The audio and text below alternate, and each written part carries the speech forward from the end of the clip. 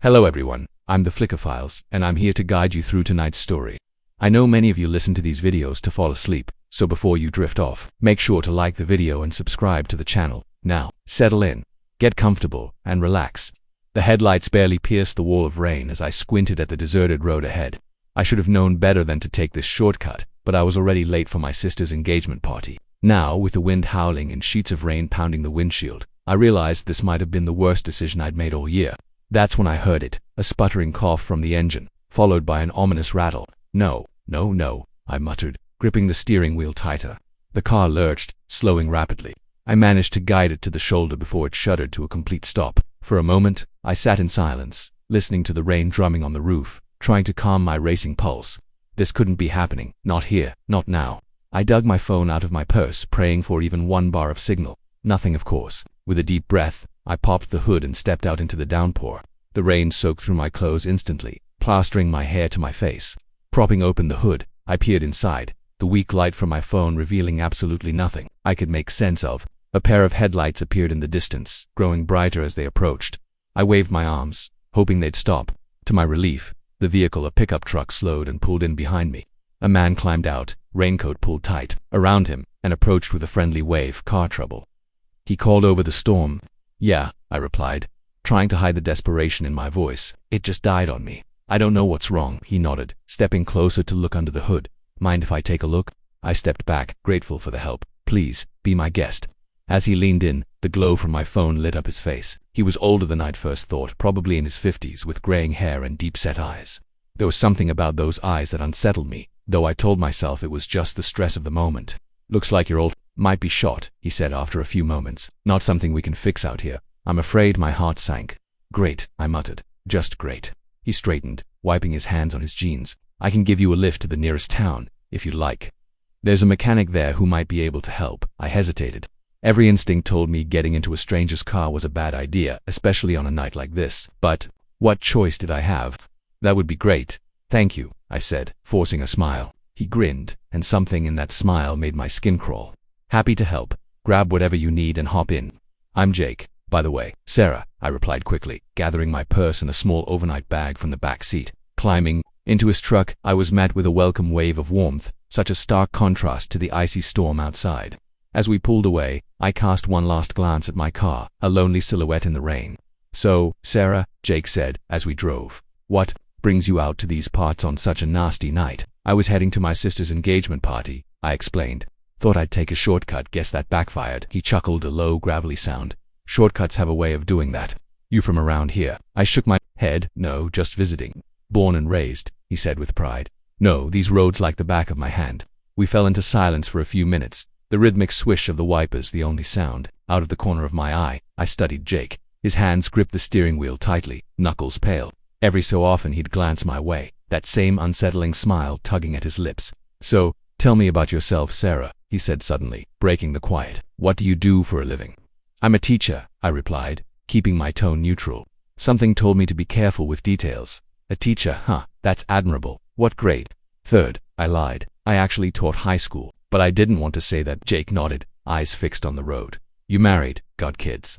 The question caught me off guard. No, I said, feeling my unease grow. Not yet. He clicked his tongue. Pretty girl like you, that's a shame. I shifted uncomfortably in my seat, desperate to steer the conversation elsewhere. How much farther to town? Oh, we've got a ways to go yet, he said. His smile returned, as if assuring me we had plenty of time to chat. My heart rate quickened. I didn't remember the town being this far away when I'd passed through earlier.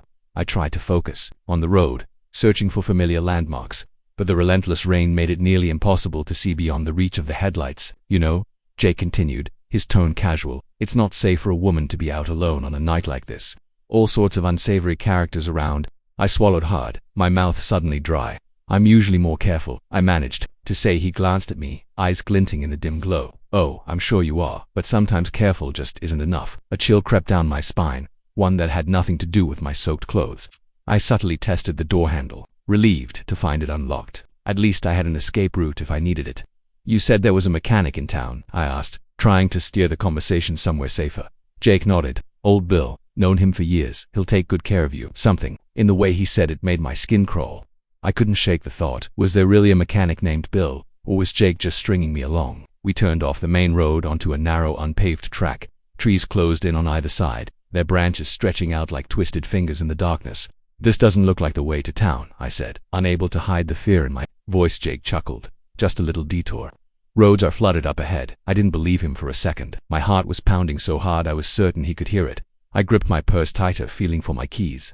They weren't much, but they were better than nothing if I needed to defend myself. "You know," Jake said, his voice taking on a darker edge, "I've been driving these roads for decades, picked up all sorts of interesting folks, but none quite as interesting as you, Sarah." I stayed silent, my mind racing through possible escape plans. Could I jump out while the truck was moving? We weren't going that fast, but in this rain, I'd likely injure myself. And then what? I had no idea where we were or which way to run. Jake went on, seemingly oblivious to my unease. "I bet you're wondering where we're really going, aren't you? Well, don't you worry. We're almost there." As if on cue, a dilapidated house emerged from the gloom. Jake pulled up in front, killing the engine. The sudden silence pressed in. "Here we are," he said, turning toward me. "Home sweet home." I stared at the house in dread, paint peeling from weathered siding, several windows boarded. Over this clearly wasn't town, and there was no mechanic in sight. "I think there's been a misunderstanding," I said, my voice trembling. "I really need to get to town." Jake's grin widened, revealing yellow teeth. "Oh, I don't think there's been any misunderstanding at all, Sarah. I think you know exactly what's going on here." My hand closed around my keys, holding them between my fingers like a weapon. "Please," I said, "just let me go. I won't tell anyone about this, I swear." He laughed, a harsh, joyless sound that made me flinch. "Now, why would I do that? We're just getting started." In that moment, I knew I had to act. As Jake reached for me, I swung my fist, the keys jutting between my knuckles, and felt them connect with his face. Blood welled instantly. He howled in pain and rage, giving me the opening I needed. I fumbled for the door handle, wrenched it open, and hurled myself into the rain.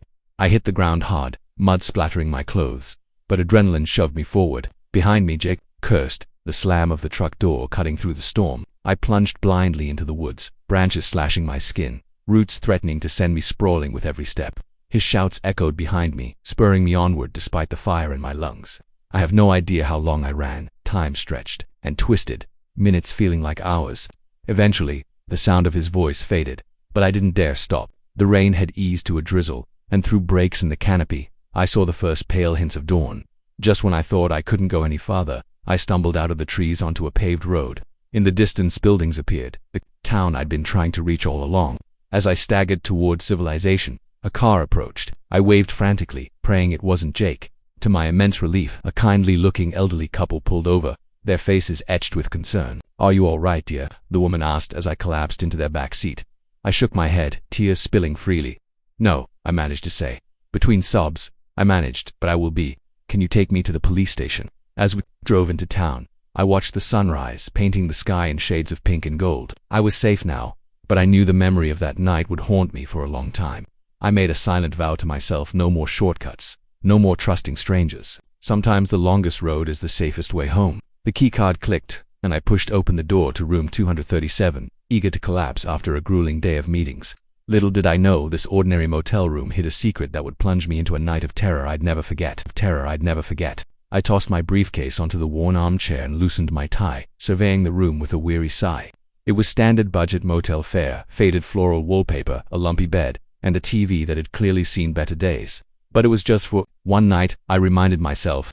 Tomorrow I'd be back home, far from this dreary town and its endless chain of client presentations. As I unpacked my overnight bag, my foot snagged on something beneath the thin carpet. I stumbled, catching myself on the bed's edge. Frowning, I knelt to investigate.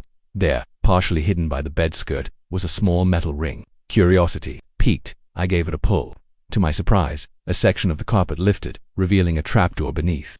My pulse quickened as I stared at the unexpected find, 1,000 questions racing through my mind. What was this doing here? Where did it lead? I hesitated, common sense warring with curiosity. The logical choice was to call the front desk, report what I'd found, and ask for another room. But something held me back. Maybe it was the thrill of the unknown, or maybe I was just too tired to deal with moving. Whatever the reason, I reached for the handle. The trapdoor opened with a soft creak, revealing a narrow ladder descending into darkness.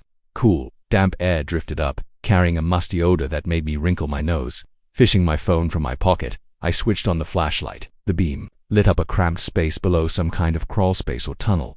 It seemed to extend beyond the confines of my room. Against my better judgment, I stepped onto the ladder. Each rung groaned under my weight as I descended, my heartbeat thudding in my ears. The flashlight threw eerie shadows across earthen walls braced with old wooden beams. When my feet hit the ground, I had to hunch to avoid the low ceiling. Sweeping the light around, I saw the tunnel stretching in both directions, vanishing into darkness. Pipes and old electrical wiring ran along the walls. It looked like a maintenance access. But why would it open into a guest room? Curiosity overpowered caution. I picked the direction I thought led further into the motel and began walking, my footsteps muffled by the packed earth. As I moved deeper, the air grew colder, damper. Somewhere ahead, water dripped steadily, the sound echoing through the tunnel. I was about to turn back when I froze. Voices. They were muffled, distant, but undeniably human. My first instinct was to call out, but something stopped me. There was a tension in their tone that set my nerves on edge. I crept closer, following. The sound shipment's coming in tomorrow night. We need to be ready. What about the cops? Johnson's been sniffing around. Don't worry about Johnson. He's been taken care of. My blood went cold. This wasn't casual conversation. Something illegal was happening here. I edged forward, straining to hear. The boss wants this to go smoothly. No mistakes this time. Got it. Yeah, we'll be ready. What time? Midnight. The usual spot. I leaned in, desperate to catch more, when my foot slipped on a slick patch. I stumbled, my hand shooting out to brace against the wall. My phone slipped from my grasp, the flashlight beam spinning wildly before it hit the ground. The voices stopped instantly. My pulse spiked as footsteps echoed toward me. What was that? Did you hear something? Check it out now. Panic gripped me. I snatched up my phone and spun around, ready to run, but in my confusion, I took a wrong turn. The footsteps grew louder, the bobbing glow of another flashlight closing in behind me. I sprinted blindly, no longer caring about stealth. I tore through the tunnel, my lungs burning as I dragged in the thick, stale air. Shouts echoed behind me, spurring me to push harder. Suddenly, my foot caught on something, a root or maybe a piece of debris, I couldn't tell. I hit the ground hard, face first into the dirt. Pain shot through my knee and palms, but adrenaline kept me moving. I scrambled upright just as a beam of light found me. Hey, stop right there. I didn't look back. I just ran. The tunnel seemed endless, twisting and turning. I had no idea where I was or how to get back to my room, only that I had to get away. Just when I thought my legs might give out, I saw it, a ladder, nearly identical to the one in my room. Without hesitation, I lunged for it, climbing fast, my hands slipping on the damp rungs. I burst through the trapdoor into another motel room, dark, empty. Thank God I slammed the trapdoor shut and shoved the nearest heavy dresser over it. Panting, I leaned against the wall, trying to make the sense of what had just happened. I'd stumbled onto something big, dangerous. Those men in the tunnel were clearly involved in something criminal, and now they knew someone had overheard them. I peered out the window. Ground floor, back of the motel. My room was upstairs, near the front. I had no clue whose room I was in or when they might return. A plan began to take shape. I needed to get out, fast, but first I had to get back to my room and grab my things. I couldn't leave any trace I'd been here. Cautiously, I opened the door and checked outside. The parking lot was still, no suspicious movement. I slipped out, trying to appear casual as I made my way toward the main building. My heart pounded. As I climbed the stairs, what if they'd already found my room? What if they were waiting inside? I reached the door, keycard ready, and drew a steadying breath. I swiped it and pushed inside, half expecting angry criminals to be there. But the room was empty, exactly as I'd left it. Relief flooded me. I quickly started gathering my things. I had to leave before they figured out where I was staying. As I stuffed clothes into my bag, my mind raced. Should I call the police? But what would I even say? That I'd eavesdropped on criminals while trespassing in a hidden tunnel? It sounded insane even to me. No, the safest option was to get out quietly, anonymously. I could decide what to do with the information once I was far from here. I did one last sweep of the room. The trap door yawned open like a black mouth. I hesitated, then shut it and dragged the armchair over it. It wouldn't stop them, but maybe it would slow them down. Bag in hand, I opened the door. The hallway was clear. I forced myself to walk, not run, down to the stairs, even though every instinct screamed at me to move faster. As I reached the lobby, voices drifted from the front desk. I froze. One of them unmistakably was a man from the tunnel. Panic surged. I couldn't leave through the front. I needed another way. I backed away, following signs to a side exit. Just as I pushed through the door, a shout rang out. Behind me, they'd spotted me. I bolted, abandoning any pretense of calm. Sprinting across the parking lot, I fumbled with my keys. The shouts were getting closer. Finally, the car door gave way and I threw myself inside. The engine roared to life as two men burst out of the motel. I slammed the car into reverse and tore out of the lot, tires screaming. In my rear view, I saw them running toward a parked car. They were going to follow. My hands shook as I navigated the dark streets, eyes darting to the mirror. How far would they chase me? What would they do if they caught up? I drove 4 hours, taking random turns, doubling back, doing everything I could to lose them. Only when the first streaks of sunlight cut across the horizon did I finally ease my grip on the wheel. I pulled into a rest stop, exhausted and trembling. As the night's events replayed in my mind, I realized just how close I'd come to real danger, all because of a hidden trapdoor and my own curiosity. Watching the sunrise, I considered my next move. One thing was certain: I would never look at a motel room the same way again. Sometimes, the secrets behind closed doors are better left undiscovered. The first drop of rain struck my face like an icy warning. I looked up at the darkening sky, cursing my luck. What had begun as a peaceful day hike was about to turn into a nightmare I'd never forget. I had been walking for hours, savoring the solitude of the forest and the crisp autumn. There the trail was supposed to loop back to my car, but somewhere along the way I must have taken a wrong turn. As the shadows deepened and the temperature dropped, I felt the creeping dread of realization I was lost. The rain began in earnest, heavy drops breaking through the canopy above. I pulled my lightweight jacket tighter around me, though it did little to block the chill. My boots squelched in the quickly forming mud as I pushed forward, hoping to stumble back onto a familiar path. Thunder rolled in the distance, prompting me to quicken my pace. The last thing I needed was to be caught in a full-blown storm. Rounding a bend, I saw something that made my heart leap: a cabin, small and weathered. Its wooden walls faded to a dull gray, but it was shelter, and right now that was all that mattered. I jogged toward it, relief washing over me as I reached the narrow porch. The door was unlocked, creaking open at my touch. "Hello," I called, not wanting to intrude if someone was inside. No answer. I stepped in, blinking as my eyes adjusted to the dim interior. The place was sparse, yet cozy. A stone fireplace dominating one wall, a small kitchenette tucked into the corner. A narrow staircase led to what I assumed was a loft. It looked unused for some time, a fine layer of dust covering every surface. I shrugged off my wet jacket, hanging it on a hook near the door. Outside, the storm gathered strength, wind howling through the trees. I was grateful for the solid walls shielding me from the elements. After a short search, I found a neat stack of dry firewood beside the hearth. It took several tries with my damp matches, but soon a small fire crackled to life, its warmth seeping into my chilled bones. As I sat by the flames, I couldn't shake the unease settling over me. The cabin was a godsend, yet why was it unlocked? And why did it feel like it had been abandoned in a hurry? I brushed the thoughts aside, blaming my imagination and too many horror films. I was safe, dry, and could wait out the storm. By morning, I'd find my way back to civilization. Night fell, and the storm showed no sign of relenting. The wind shrieked through gaps in the walls, tree branches scraping against the roof like claws seeking a way inside. To distract myself, I explored further. In a drawer, I found an old journal. Its pages were yellowed, brittle, the handwriting faded. I could only make out fragments. Day 3. The noises are getting louder. Something's out there. Day 7. I saw it today. God help me, I saw it. Day 12. Can't sleep. It's always watching. The final entry chilled me to the bone. If you're reading this, get out now. I snapped the journal shut, heart pounding. Just a ranting of some paranoid hermit, I told myself. Nothing to fear. A thunderclap shook the cabin and suddenly I was plunged into darkness. The fire had gone out. I fumbled for my flashlight, its narrow beam barely cutting through the thick black. As I moved to rekindle the fire, a sound froze me. From outside came a low guttural growl, not the wind. I held my breath, listening. Again, it came closer this time, followed by the crunch of footsteps on the porch.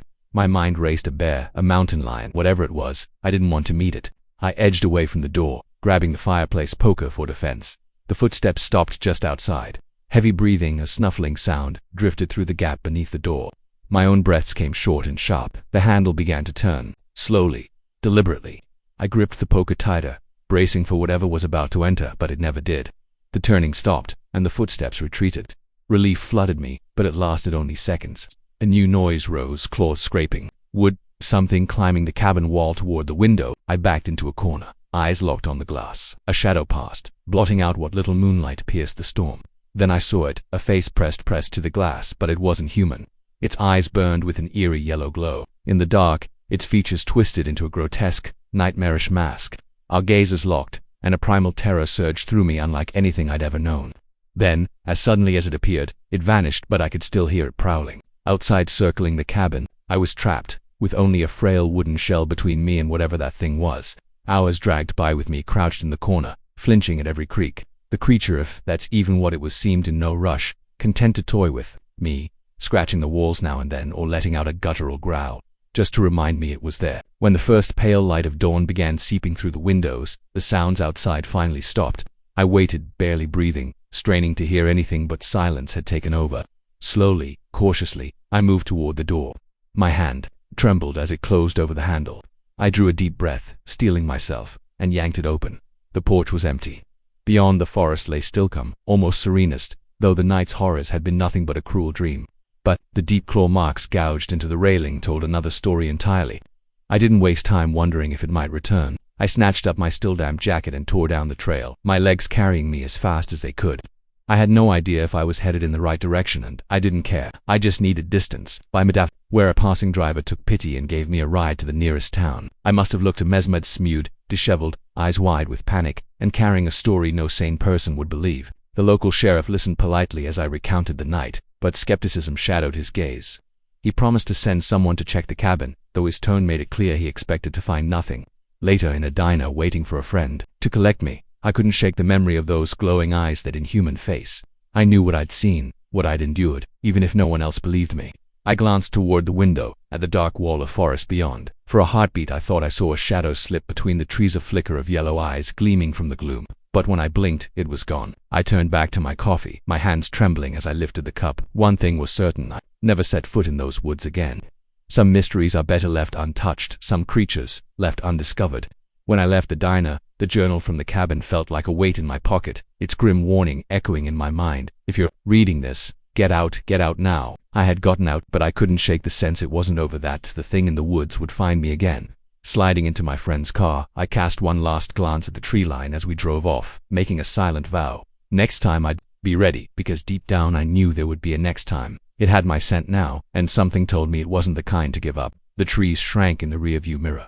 But the memory of that night in the cabin would haunt me forever. Reminder that the most terrifying things aren't the monsters we imagine, but the ones that are real, waiting just beyond the glow of our campfires, biding their time. I never imagined I'd have to defend my own home. Yet there I was, staring into the eyes of a stranger who claimed my house was his. I knew this night would end in either triumph or terror. It had been one of those grueling days at work where everything that could go wrong did. All I wanted was a hot shower, a generous glass of wine, and the brainless comfort of TV before bed. As I turned the key in my front door, I was already deciding which soft pajamas I'd pull on. The door swung open, and I stepped inside, kicking off my heels with a sigh only to freeze. A jacket I didn't recognize hung over the back of my couch, and from the kitchen came the unmistakable scent of cooking. My pulse spiked. Had someone broken in? Should I call the police? Before I could act, a man emerged from the kitchen, a dish towel slung casually over his shoulder. "Oh hey, there," he said, as if we were old friends. "You must be the previous tenant. Did you forget something?" I stood rooted in place, stunned. Previous tenant? What was he talking about? "Excuse me," I managed, my voice unsteady. "But who are you, aunt? What are you doing in my house?" The man's easy smile faltered. "For a moment, your house. I think there's been a misunderstanding. I just moved in today. The landlord gave me the keys this morning. I felt like I'd stepped into some surreal nightmare. That's own this house. I've lived here for 3 years. He shook his head, looking genuinely concerned. "Now look, I'm sorry, but I think you've made a mistake. I have a signed lease right here." He walked to the coffee table, picked up a folder and pulled out a document. I approached slowly, my mind spinning. This had to be some elaborate scam, right? But when I glanced at the paper he held out, I saw what looked like a legitimate lease agreement, dated today, with this man's name, James Thompson, and my address. This isn't right," I said, my voice gaining strength with indignation. "I never rented this place out. I own it. There must be some mistake."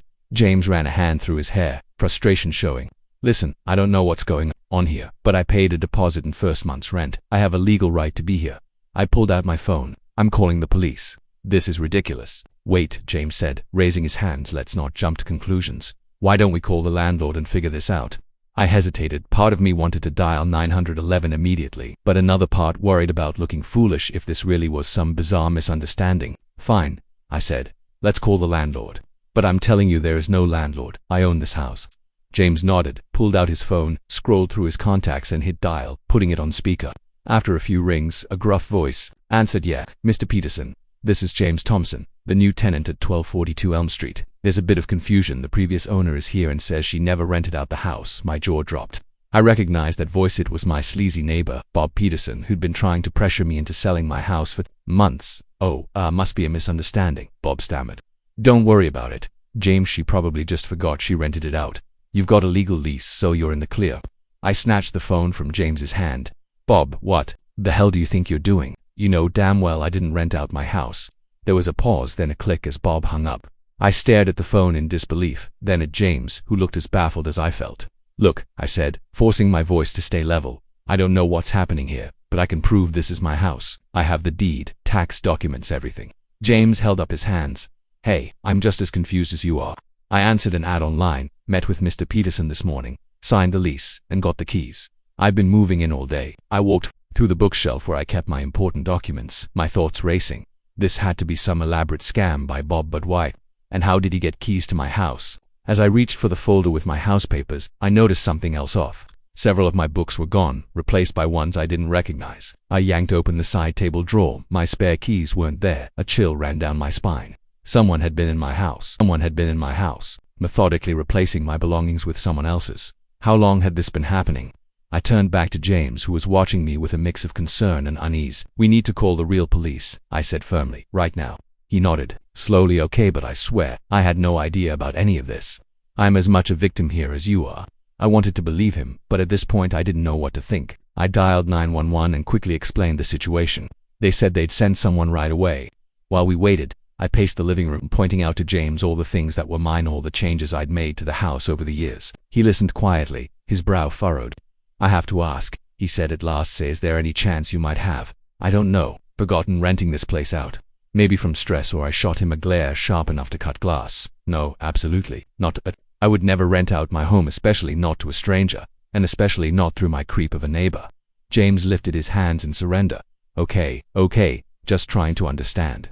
The sound of a car pulling up outside made us both glance toward the window, but it wasn't a police cruiser. It was Bob's beat-up pickup truck. "Oh hell no," I muttered, storming to the door. I yanked it open just as Bob was about to knock. He stumbled back, surprise and guilt flashing in his eyes. Oh, hey there. I was just coming to check on things." "Cut the crap, Bob," I snapped. "What the hell do you think you're doing? How did you get keys to my house? And why are you pretending to be the landlord?" Bob's eyes flicked between me and James, who had stepped up behind me. He licked his lips nervously. Now, let's not get all worked up. I'm sure we can sort this out." "Sort what out?" I shot back. "The fact that you've apparently been sneaking into my home, swapping out my belongings, and forging rental documents. That's breaking and entering, fraud, and God knows what else." Bob's uneasy smile vanished, replaced by a hard scowl. "You should have just sold me the damn house when I offered. I told you I'd get it one way or another." I was stunned, utterly speechless. The sheer audacity was mind-boggling. James spoke up from behind me. "So you're saying the lease isn't even real? That this is just some scheme to force her out of her own home?" Bob shrugged. "It would have worked if she hadn't come home early. A few more days and all her stuff would have been gone, replaced with yours. She'd have looked crazy trying to prove it was hers." I couldn't believe what I was hearing. The violation, the manipulation, the complete breach of trust. It was overwhelming. I felt tears of pure anger pricking my eyes. Just then, the wail of a police siren cut through the night. Bob's face went pale. You called the cops," he stammered. "Of course I called the cops," I snapped. "What did you think was going to happen?" As the police cruiser rolled up, I saw the fight drain out of him. His shoulders sagged, and suddenly he looked very, very tired. The next few hours blurred together: police statements, evidence being collected, shocked neighbors spilling onto their porches to watch. James was apologetic, horrified to realize he'd been nothing more than an unwitting pawn in Bob's con. He handed over the keys and lease without a word of protest. When the officers finally led Bob away in handcuffs, I stood on my porch watching. My home, my sanctuary, suddenly felt different, contaminated by his intrusion. I knew it would take time to feel safe here again. James came over looking sheepish. "I'm really sorry about all this. I had no idea." I nodded, too drained to summon anger toward him anymore. "I know. It's not your fault." He hesitated, then said, "You know, my lease on my old place isn't up yet. If you wanted, you could stay there for a while, at least until you feel comfortable here again." I was touched. "Thank you. I might take you up on that." After James left and the last cruiser pulled away, I stepped back inside. It was mine, undeniably mine, but it didn't feel like home. Not yet. My eyes moved over the unsettling blend of my possessions and James's, the subtle signs of Bob's meddling. I poured the glass of wine I'd been craving earlier, though that moment now felt like it belonged to a lifetime ago. And as I took a slow sip, I made a silent promise. I would reclaim my home and my sense of safety. It wouldn't be easy, but I was stronger than Bob had ever imagined. Because a home isn't just a place, it's the feeling of security, of belonging, and I'd be damned if I let anyone take that from me. Music again. The old warehouse loomed before Mitt's hulking silhouette cutting against the night sky. I'd done this job 100 times before, but something about tonight felt off. If only I'd listened to that low, knowing unease in my gut, I might have avoided the terror waiting ahead. "My name's Mike, and I've been working as a night security guard for 5 years. It's not the most thrilling job in the world, but it pays the bills and gives me time to chip away at my novel, or at least, that's what I tell myself to justify the long, lonely hours. This night began like any other. I clocked in just before midnight, thermos of coffee in hand, ready for another uneventful shift. The warehouse was massive, a labyrinth of storage units and forgotten inventory. During the day, it buzzed with activity. At night, it was my silent kingdom. I made my first round, checking doors and windows, making sure every lock was secure. The beam of my flashlight sliced through the darkness, casting long warped shadows that twisted with each step. I'd long since grown used to the groans and creaks of the old place settling, but tonight, every sound seemed magnified. Around 2 a.m. I heard it for the first time, a faint noise, barely audible over the hum of the ventilation system. I froze, straining to listen. There it was, again, a muffled thud, followed by what sounded like faint, hurried whispers. My pulse quickened. 5 years on this job, and the worst I'd ever dealt with was a raccoon that somehow found its way inside. But this was different. This was human. I reached for my radio, ready to call it in, then froze. What if it was nothing? I'd look like an idiot calling the cops over something I imagined. No, I told myself I'd check it out first. I moved silently through the warehouse, every nerve on edge. The noise was coming from the rear, near the loading docks. As I drew closer, the whispers sharpened to maybe 3 voices speaking in urgent, hushed tones. Pressing my back against a stack of crates, I inched forward until I could see around that corner. What I saw made my blood run cold. 3 men were clustered near the back of a van, its doors flung open. They were unloading large, heavy duffel bags, and one of them was holding a gun. My stomach lurched. This was far beyond my pay grade. I needed to call the police now, but as I reached for my radio, my elbow clipped one of the crates. The small sound echoed in the still warehouse like a gunshot. The whispers stopped instantly. What was that? One of them hissed, "Go check it out." Another ordered. I heard footsteps coming my way. Panic surged through me. I couldn't go back. They'd spot me for sure. My only choice was to head deeper into the warehouse. I bolted, no longer caring about stealth. Behind me, shouts rang out, followed by pounding footsteps. I weaved through the maze of shelves and crates, heart thundering in my ears. I knew the layout better than they did, but they had numbers and guns. I needed somewhere to hide, a moment to breathe. Spotting a stack of empty wooden pallets, I dove behind them, forcing my breathing to quiet. The footsteps grew nearer, flashlight beams sweeping across the floor. "He's got to be here somewhere," one growled. "Find him." I squeezed my eyes shut, willing myself to vanish. The footsteps stopped right beside me.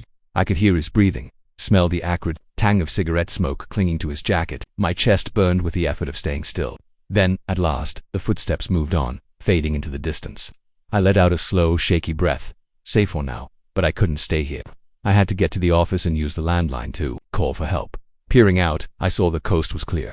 I slipped from my hiding place, moving as quietly as possible toward the office. I was halfway there when a voice bellowed, "There he is." I ran flat out, stealth forgotten. They were behind me, closing the gap. The office door was just ahead. If I could reach it and lock myself inside, something slammed into me from behind, sending me crashing to the concrete. Air burst from my lungs. Rough hands yanked me up, and I found myself staring into the cold, hard eyes of one of the men. Well, he sneered. "What do we have here? A little rat who doesn't know when to mind his own business." I fought to break free, but his grip was iron. The other 2 appeared, one raising his gun toward me. "What do we do with him?" the man holding me asked. The one with the gun stepped closer, his face unreadable. "We can't leave any witnesses." Ice filled my veins. This was it. I was going to die here in this godforsaken warehouse, and no one would ever know what happened. Then, a miracle. In the distance came the faint wail of police sirens. The men froze, exchanging frantic looks. How one began. And then I remembered in the struggle, I must have hit the panic button on my radio. Help was already on the way. The man holding me cursed and shoved me to the ground. "We've got to get out of here." They tore off toward the van, leaving me sprawled on the cold floor. Relief hit me so hard I almost cried. Minutes later, the warehouse was swarming with police. I gave my statement, still trembling from the adrenaline. The officers praised my quick thinking with the panic. But all I could think about was how close I'd come to disaster. As dawn crept in, I sat in the back of an ambulance, a shock blanket draped over my shoulders. The police had caught 2 of the men who'd tried to escape in there. Van, the third, was still on the loose, but they assured me he wouldn't stay that way for long. I watched as officers hauled out the duffel bags, their contents confirming my worst fears: drugs, weapons, cash. This was a major bust. One of the detectives walked over, a grim smile tugging at his mouth. "You did good tonight, son," he said. "You stumbled onto something big, a drug trafficking ring we've been chasing for months." I nodded numbly, still trying to process what had just unfolded. "We'll need you to come down to the station later to give a full statement," he added, "and You might want to think about finding a new job. These guys have connections. It may not be safe for you here anymore." His words hit like a ton of bricks. My life as I knew it was over. I'd have to move, start over somewhere new, all because I'd been in the wrong place at the wrong time. But as the sun rose over the warehouse, casting long shadows across the lot, I realized something. For the first time in years, I felt truly alive. The dull rhythm of my nightly routine had been shattered, replaced by a pulse-pounding adventure, straight out of the novels I'd been trying to write. I turned to the detective. "You know," I said, a faint smile playing at my lips, "I think I might have found my new career path." He raised an eyebrow. "Oh yeah," I nodded. "How does one become a private investigator?" The detective chuckled, shaking his head. "One step at a time, kid. One step at a time." As I was driven away from the warehouse for the last time, I couldn't help but feel a mix of fear and excitement for what lay ahead. My boring nights as a security guard were over.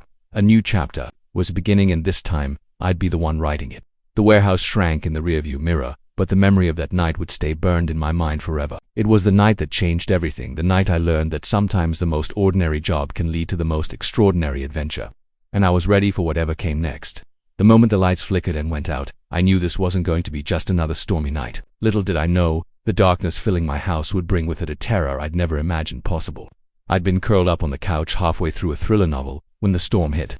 Rain lashed against the windows, wind howled through the trees outside. It was the kind of night that made you grateful for the comfort of four walls and a roof. The power had been flickering all evening, so when it finally died completely, I wasn't surprised. I set my book aside with a sigh, fumbling for my phone and using its dim glow to navigate to the kitchen where I kept my emergency candles. I rummaged through drawers for matches. A loud thump from downstairs froze me in place. My house was old, full of creaks and groans, but this was different. This sounded deliberate.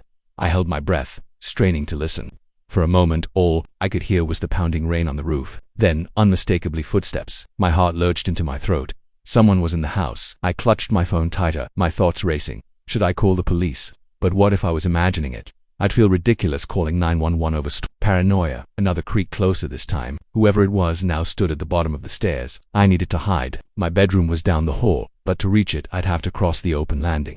If the intruder looked up at the wrong second, the decision was made for me as the first stair groaned under their weight. They were coming up. I darted across the hallway, praying the storm masked my movement, slipped into my bedroom, and eased the door shut, resisting the urge to slam it.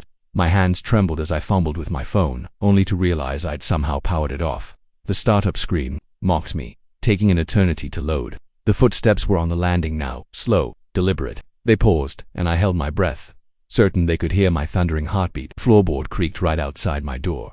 I backed away, eyes darting for a weapon, anything.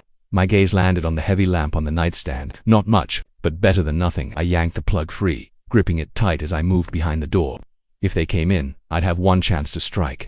The handle turned slowly, the latch clicking as it released. Time seemed to stretch as the door slowly swung open. A shadow spilled across the floor, long and warped in the faint light from the window. I lifted the lamp, every muscle in my body coiled tight. The intruder stepped into the room. I swung with all the strength I had. A sickening thud rang out, followed by a cry of pain. The figure staggered, and I seized the moment, shoving past them and sprinting for the stairs. I flew down two at a time, nearly slipping in my panic. Behind me came furious shouts and the pounding of footsteps. I hit the bottom and lunged for the front door, fumbling with the lock, precious seconds bleeding away. Just as I twisted the deadbolt, a hand clamped down on my shoulder, yanking me back. I screamed more out of rage than fear and slammed my elbow backward. It struck something solid, and the grip loosened. I tore the door open and burst into the storm. Rain drenched me instantly as I bolted down the driveway, with no plan and no destination beyond a way. My bare feet slapped the slick pavement, sharp stones biting into my soles, but I hardly felt it. Glancing back, I saw a figure framed in my doorway, hesitating before coming after me. I pushed harder, rounding the corner onto Main Street. Surely a neighbor would be home, would help me if I could just get there. I pounded on the first door. "Help!" I shouted, my voice nearly lost in the wind. "Please, somebody help me." No answer. The house stayed dark. I tried the next house, then the next, desperation clawing at me. Where was everyone? The sound of running footsteps drove me on. I couldn't tell how close the storm warped every sound. At the end of the street, hope flared. The Johnsons' upstairs light was on. Someone was home. I sprinted toward it, lungs burning. Just a little more. I was halfway up their drive when something slammed into me from behind, sending me sprawling into the wet grass. I rolled over to see my attacker looming above, face swallowed in shadow. "No," I yelled, kicking hard. My foot connected with their knee, and they stumbled with a grunt. I scrambled up, ready to run again when blinding light flooded the yard. The Johnsons' porch light had snapped on. "What's going on out here?" a gruff voice barked. Mr. Johnson stood on the porch, baseball bat in hand. Relief crashed over me. "Please," I gasped. "Help me. This person broke into my house. They're trying to—" I stopped, words dying in my throat as I turned to the figure. In the porch light, I finally saw their face. "My neighbor, Ted, Sarah," he said, looking as baffled as I felt. "What are you talking about?" "I heard you screaming and came to check on you." I stared, my mind reeling. "But the noises, someone was in my house." Ted shook his head. "I didn't see anyone. Your front door was wide open, and I heard you yelling from down the street." Mr. Johnson came down the steps, still gripping his bat. "Everything all right?" I opened my mouth, then closed it again. How could I explain what even I didn't understand?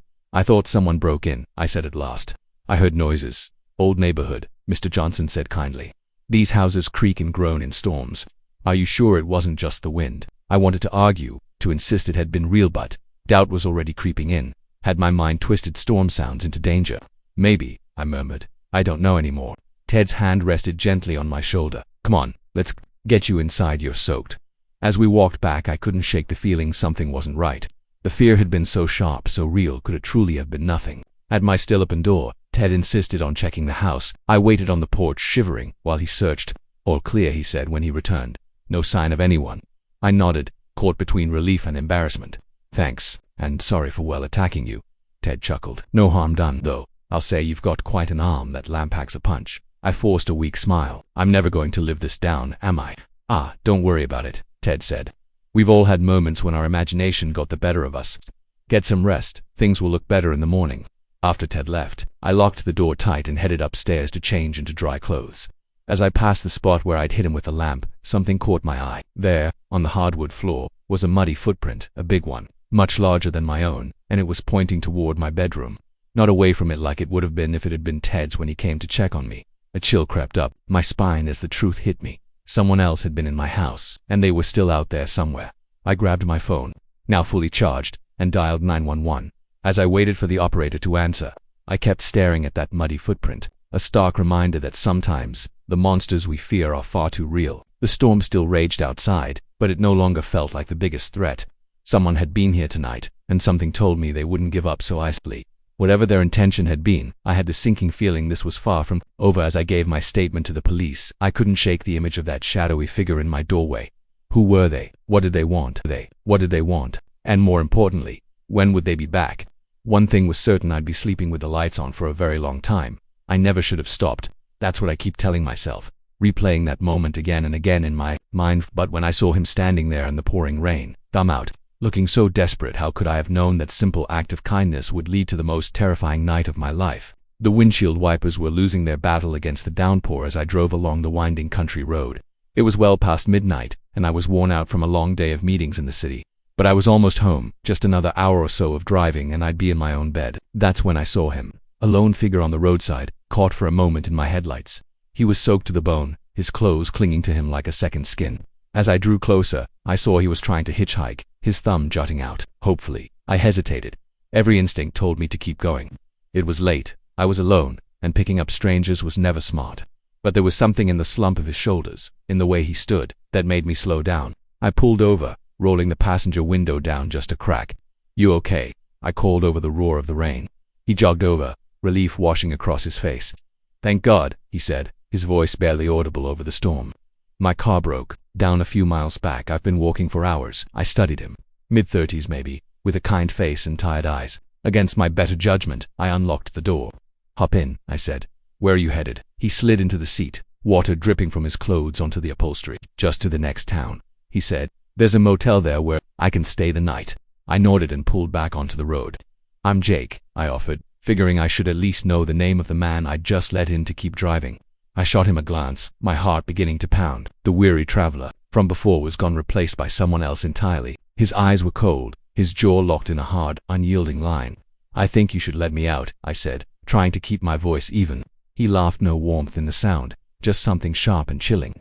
"I don't think so, Jake. We're going to keep driving, and you're going to take me exactly where I want to go." My mind raced, scrambling for options. I could try stopping the car, but at this speed, in this rain, I'd probably crash. I could try to overpower him, but I had no idea if he was armed. "What do you want?" I asked, hating the tremor in my voice. Mike smiled, and it was the most terrifying thing I'd ever seen. What do I want? Oh, Jake, I want everything. He reached into his jacket and pulled out a knife, the blade catching a dull gleam from the dashboard lights. First, I want your wallet, then your phone. And after that, we're going to take a little trip to your house. I bet a guy like you has some nice things. My stomach dropped. He knew where I lived, or at least knew it wasn't far. I had to act fast. Okay, I said, forcing a calm tone. My wallet's in my back pocket. Let me pull over and get it for you. Mike's grip on the knife tightened. Nice try. Keep driving, I'll get it myself. He leaned in, reaching around toward my back pocket. In that instant of distraction, I made my move. I slammed on the brakes and we both lurched forward. Mike's head struck the dashboard with a sickening thud. Before he could recover, I threw the car into park and lunged for the knife. We grappled in the cramped space, the blade between USA's deadly tooth of war. I felt it slice into my hand, but the adrenaline dulled the pain. With a final surge of strength, I tore the knife from his grasp and flung it into the back seat. Mike roared in fury, his fists now free to rain down wild, furious blows. I shielded my face with one arm, fumbling for the door handle with the other. I found it, shoved the door open, and tumbled out onto the slick asphalt. Mike was right behind me, grabbing at my legs as I scrambled away. The rain pounded down, turning the ground into a treacherous sheet. I slipped, and he crashed on top of me. We rolled, struggling for dominance, until my hand closed around something cold and solid, a rock. Without thinking, I swung it with all my strength. A sickening crack. Mike's weight slumped off me. I staggered to my feet, breath ragged, disoriented. He lay on the ground, unmoving, rainwater mingling with blood in pink rivulets along the pavement.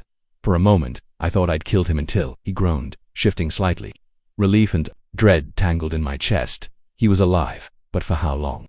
And what would happen when he came to? I bolted for the car, my hand shaking so badly I could barely fit the key in the ignition.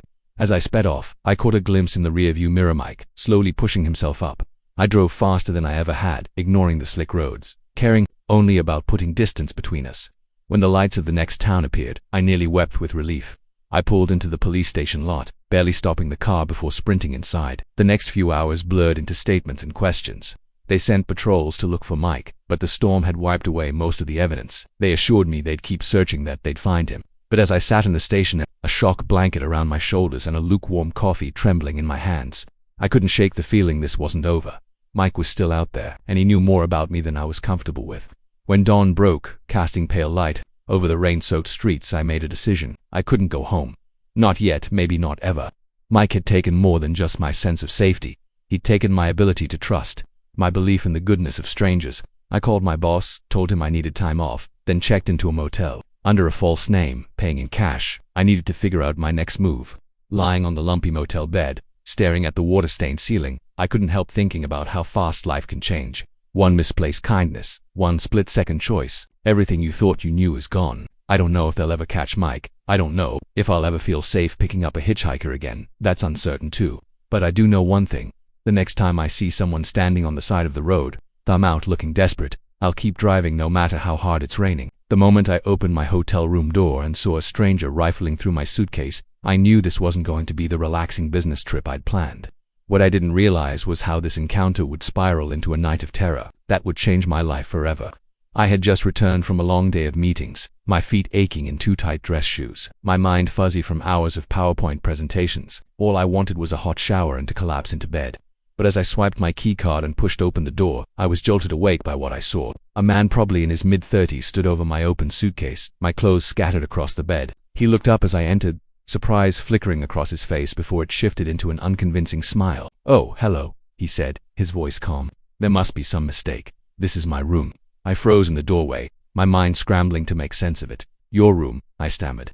"No, this is my room 304. I checked in this morning." His smile never wavered, but I noticed his eyes darting toward the door behind me. "Ah, I see the confusion," he said. "I just checked in an hour ago. The front desk must have made a mistake. Why don't we go down together and sort this out?" Every instinct screamed something was wrong. He was lying, that much was clear, but why? And more importantly, what was he really doing in my room? I took a step back, my hand still gripping the door handle. "I think I'll call the front desk from here," I said, trying to keep my voice steady. His smile faltered briefly. "No need for that," he said quickly. "Look, I have the key right here." He held up a keycard identical to mine. My heart pounded. How did he get a key to my room? Was he working with someone at the front desk? I needed to get out, to get help. "Okay," I said, forcing a smile of my own. "Let's go down together and sort this out." I stepped back into the hallway, expecting him to follow. Instead, he lunged forward and shoved me hard. I stumbled, my back hitting the opposite wall of the corridor. Before I could recover, he was out the door, running toward the elevators. Without thinking, I took off after him. "Stop," I yelled. "Security." He reached the elevators, jabbed frantically at the call button, but luck was on my side. The door stayed stubbornly closed. He glanced back at me, then at the stairwell door next to the elevators. Making a split-second decision, he burst through the door and started down the stairs. I followed, my dress shoes slipping on the concrete steps. I could hear his footsteps echoing below me, growing fainter as he widened the gap. Reaching the ground floor, I saw him dash across the lobby toward the main entrance. The night clerk looked up, startled by the commotion. "Stop that man," I shouted. He was in my room. The clerk, a young man barely out of his teens, looked bewildered. He made a half-hearted attempt to block the intruder, but the man easily dodged him and burst out into the night. I ran after him, the cool night air a shock after the stuffy stairwell. I looked left and right, but the street was empty. He was gone. Panting, I turned back to the hotel. The clerk was standing in the doorway, looking concerned and confused. "What happened?" he asked as I approached. "Who was that man?" I shook my head, still trying to catch my breath. "I don't know. I found him in my room, going through my things. He had a key somehow." The clerk's eyes widened. "That's impossible. We never give out duplicate keys." "Well, he had one," I snapped, my fear turning to anger. "And now he's gone, probably with half my belongings." The clerk, looking more distressed, ushered me inside. "Let's call the police," he said. "I'll get the manager." The next hour was a blur of police statements and questions from hotel staff. Yes, I'm sure it was my room. No, I'd never seen the man before. Yes, he definitely had a key card. The police searched my room but found no signs of forced entry. My suitcase was a mess, but as far as I could tell, nothing was missing, not even my laptop or the cash I'd stupidly left in my bag. "It doesn't make sense," I said to the detective, taking my statement. "Why go through all that trouble if he wasn't going to steal anything?" The detective, a tired-looking woman in her 50s, shrugged. "Could be he was looking for something specific and didn't find it. Or maybe you interrupted him before he could take it." Anything but that explanation didn't sit right with me. The man hadn't seemed surprised or panicked when I first entered the room. It was almost as if he'd been expecting me. As the police prepared to leave, the hotel manager approached me, wringing his hands nervously. "Miss Johnson, I can't apologize enough for this incident. We've comped your stay, of course. And if there's anything else we can do," I cut him off. "I want to see the security footage from the hallway outside my room and the lobby." He hesitated. "I'm not sure. That's either you show me, or I call my lawyer," I said, surprising myself with my own forcefulness. 20 minutes later, I was staring at grainy security footage of the hallway outside my room. We watched as the man approached my door, looked around furtively, then swiped a key card. The door opened smoothly for him. "The door? How is this possible?" the manager muttered, more to himself than to me. But I was focused on something else. Just before he entered my room, the man looked directly at the camera and smiled. A chill ran down my spine.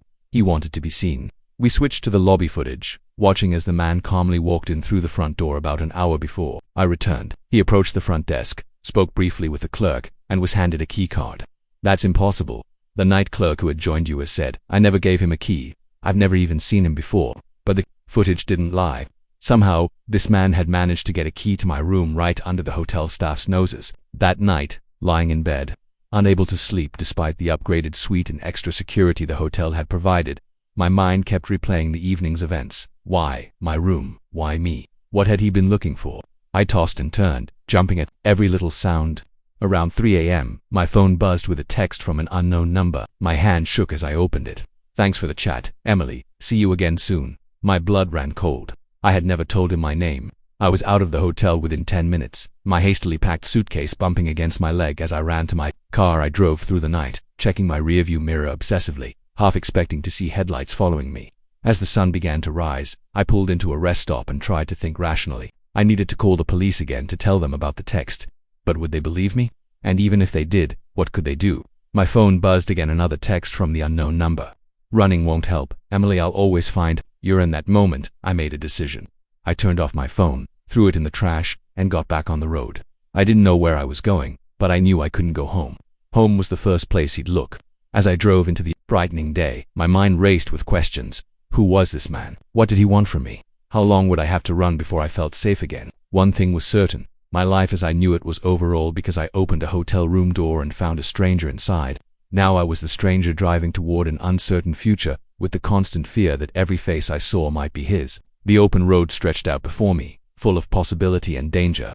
I had become a fugitive from a threat I didn't understand, running from a man whose name I didn't even know. But I was determined to survive, to unravel this mystery, and to reclaim my life no matter how long it took. As I passed a sign welcoming me to the next state, I allowed myself a small, grim smile.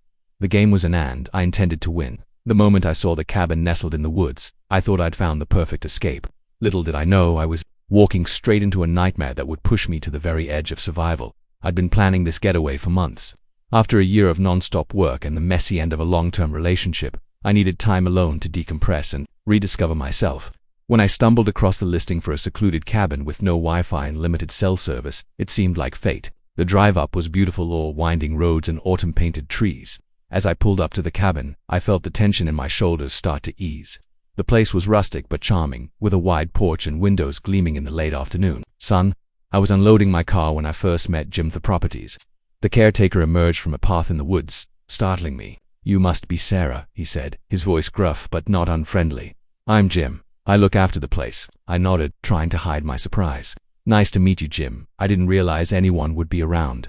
He waved a hand dismissively. "Oh, don't you worry about me. I've got my own place down the way.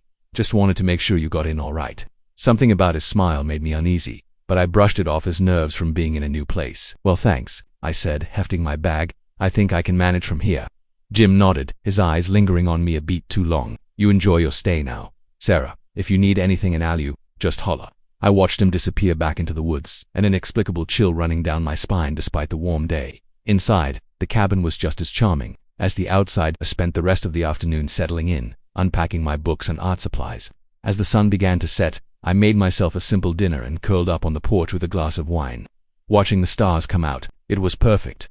Peaceful. Exactly what I needed. That peace shattered at 2 a.m. when I woke to the sound of footsteps on the porch.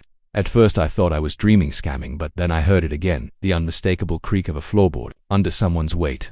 My heart leapt into my throat as I sat up in bed, straining my ears in the darkness. The footsteps moved slowly, deliberately, as if whoever it was didn't care if they were heard. They stopped in front of my bedroom window. I held my breath, fear paralyzing me. A shadow fell across the moonlit floor as someone peered in. I caught a glimpse of Jim's face before he moved away. My mind raced. What was he doing here in the middle of the night? I reached for my phone with trembling hands only to remember the lack of service. I was alone, isolated, with no way to call for help. The footsteps retreated, and I heard the creak of the porch steps as Jim descended. But somehow, I knew he wasn't leaving. He was waiting, watching. I didn't sleep for the rest of the night. As soon as the first light of dawn broke, I was up, throwing my things into my bag. One had to get out of there. I was so focused on packing that I almost didn't hear the front door open. I froze, my heart pounding, as heavy footsteps made their way through the cabin. "Sarah," Jim's voice called out, far too cheerful for the early hour. "You up yet? Thought I'd bring you some fresh eggs for breakfast." I didn't. When I answered, my eyes darted around the room for an escape route. The window, it wasn't a long drop to the ground. Just as I was about to make a break for it, Jim appeared in the doorway. His eyes narrowed as he took in my half-packed bag. "Going somewhere?" he asked, all pretense of friendliness gone from his voice. I swallowed hard, trying to keep my voice steady. "I got called back to work emergency," said Jim. Stepped into the room, blocking my path to the door. "Now that's a shame," he said, his tone making it clear he didn't believe me, especially since there's no cell service up here. "How'd they reach you, I wonder?" I backed away, my legs hitting the edge of the bed. "Jim, I don't want any trouble. Just let me leave." He shook his head, a twisted smile spreading across his face. "Oh, Sarah, don't you know, you're already in trouble." What happened next was a blur of adrenaline and instinct. As Jim lunged for me, I grabbed the bedside lamp and swung it with all my might. It connected with his head with a sickening crack, and he stumbled back, dazed. I didn't wait to see if he'd get up. I bolted past him out of the bedroom and toward the front door, but in my panic I'd forgotten about the eggs he'd brought. The carton lay broken on the floor, and I slipped in the mess, crashing to the ground. Before I could get up, Jim was on me, his weight pinning me down, his hands wrapped around my throat, squeezing. "You shouldn't have done that." "Sarah," he growled, his face inches from mine. "We could have had such a nice time together." Black spots danced in my vision as I struggled for air. In desperation, I reached out my hand, closing around a shard of the broken egg carton with the last of my strength. I jabbed it into Jim's eye. He howled in pain, releasing me. As he clutched at his face, I scrambled to my feet, gasping for air, and ran. I burst out of the cabin and into the woods, not caring which direction. I took as long as it led me away from Jim. I could hear him behind me, crashing through the underbrush, his enraged shouts echoing between the trees. I ran until my lungs burned and my legs felt like jelly. The forest was a maze, every tree looking identical to the last. I had no idea where I was or which way would lead me to safety. Pausing to catch my breath, I heard Jim's voice, and it was closer than I'd expected. "Sarah, you can't hide from me. This is my forest. I know every inch of it." Panic fueled a fresh burst of energy, and I took off again. But in my haste, I failed to see a root sticking up from the ground. My foot caught, and I went down hard, tumbling down a steep incline. I came to a stop at the bottom, dazed and in pain. As I tried to stand, a sharp pain shot through my ankle, sprained, maybe broken. I bit back a sob of frustration and fear. I could hear Jim getting closer. Frantically scanning for a hiding spot, I spotted a hollow log a few feet away. It was a tight squeeze, but I managed to wiggle inside, trying to quiet my ragged breathing.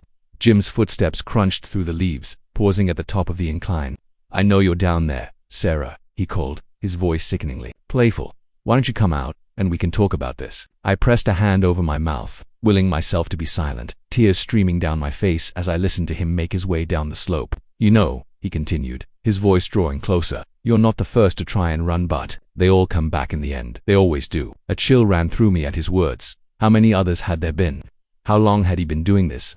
His footsteps stopped right next to my hiding place. I could see his boots through a crack in the log. I held my breath, praying he wouldn't find me. For what felt like an eternity, he stood there so close I could hear his breathing. Then, finally, he moved on. "I'll find you, Sarah," he called out as he walked away. "You can't hide forever." I waited until I couldn't hear him anymore before crawling out of the log. My ankle throbbed, but the pain was nothing compared to the fear coursing through me. I knew I couldn't outrun him, not in this condition. I needed a plan. Looking around, I spotted a sturdy branch that could serve as a makeshift crutch. Leaning on it, testing my weight, an idea began to form. Jim thought he knew these woods better than anyone, but that was about to become his downfall. Over the next few hours, I set trap strip wires made from vines, pitfalls covered with leaves, anything I could think of to slow him down or, better yet, incapacitate him. As the sun began to set, I heard Jim's voice again, closer this time. "Getting dark, Sarah. Woods can be dangerous at night. Why don't you come on out, and we'll go back to the nice, warm cabin?" I gritted my teeth, steeling myself. This ended now. I let him see me just for a moment before limping away. I heard him laugh, thinking he had me. That's right, Sarah knew where to run now. I led him on a merry chase, always staying just out of reach, guiding him deeper into my trap-laden section of the forest. I heard him curse as he tripped over one of my wires, then cry out in pain as he fell into a pitfall. That was my chance. I turned and hobbled as fast as I could toward where I thought the road might be. Behind me, Jim's enraged shouts grew fainter. Just when I thought my strength would give out, I saw at the glint of moonlight on metal a car. The road, I broke through the tree line, waving my arms frantically at the approaching headlights. The car screeched to a halt, and a couple peered out at me. "Please," I gasped. "Help me. Call the police." As we sped away from the forest, my ordeal finally over, I couldn't help but think of Jim's words. How many others had there been? How many hadn't escaped? I made a silent vow then and there. Once I was safe, once Jim was behind bars, I would find out. I would make sure every one of his victims got justice. The cabin in the woods was supposed to be my escape. Instead, it became the battleground where I discovered just how strong I really was.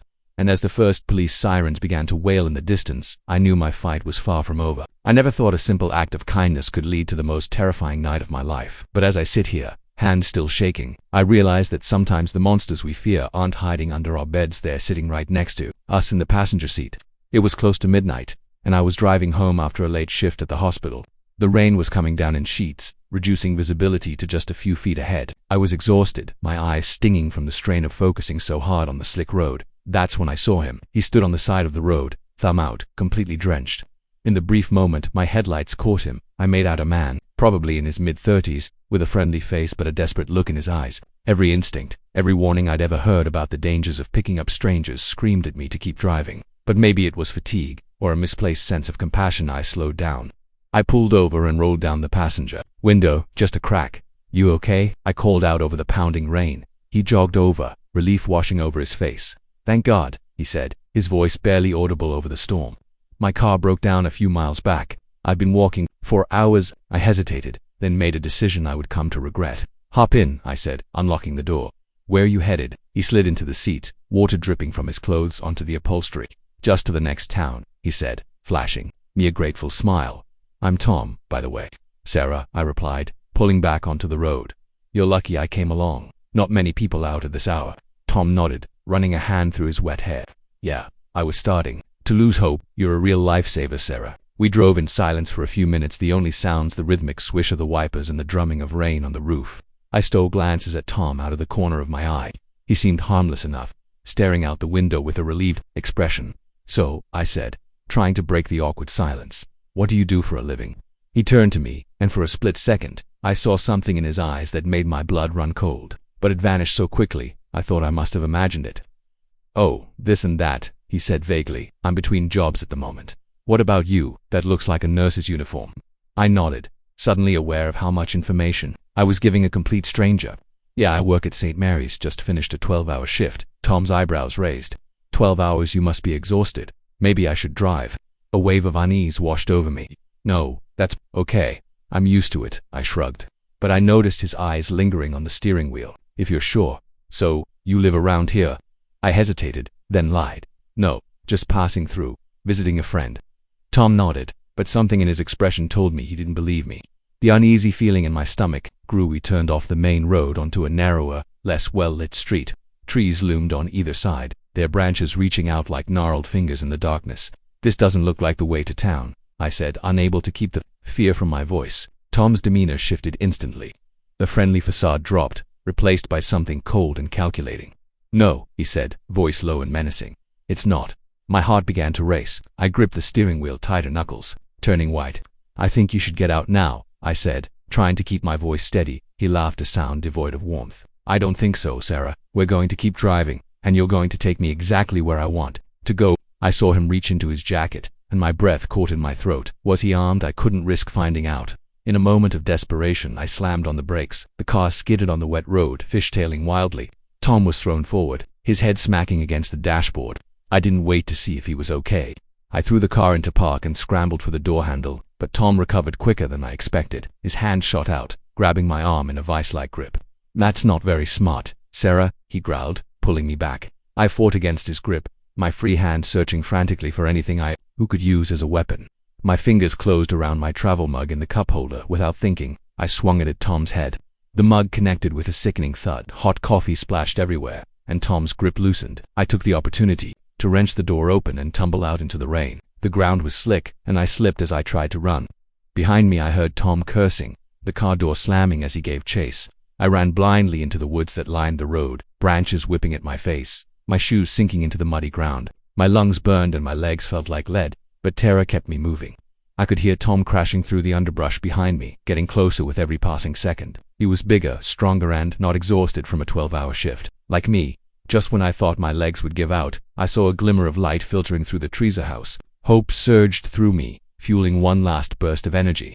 I burst out of the tree line and into a small clearing.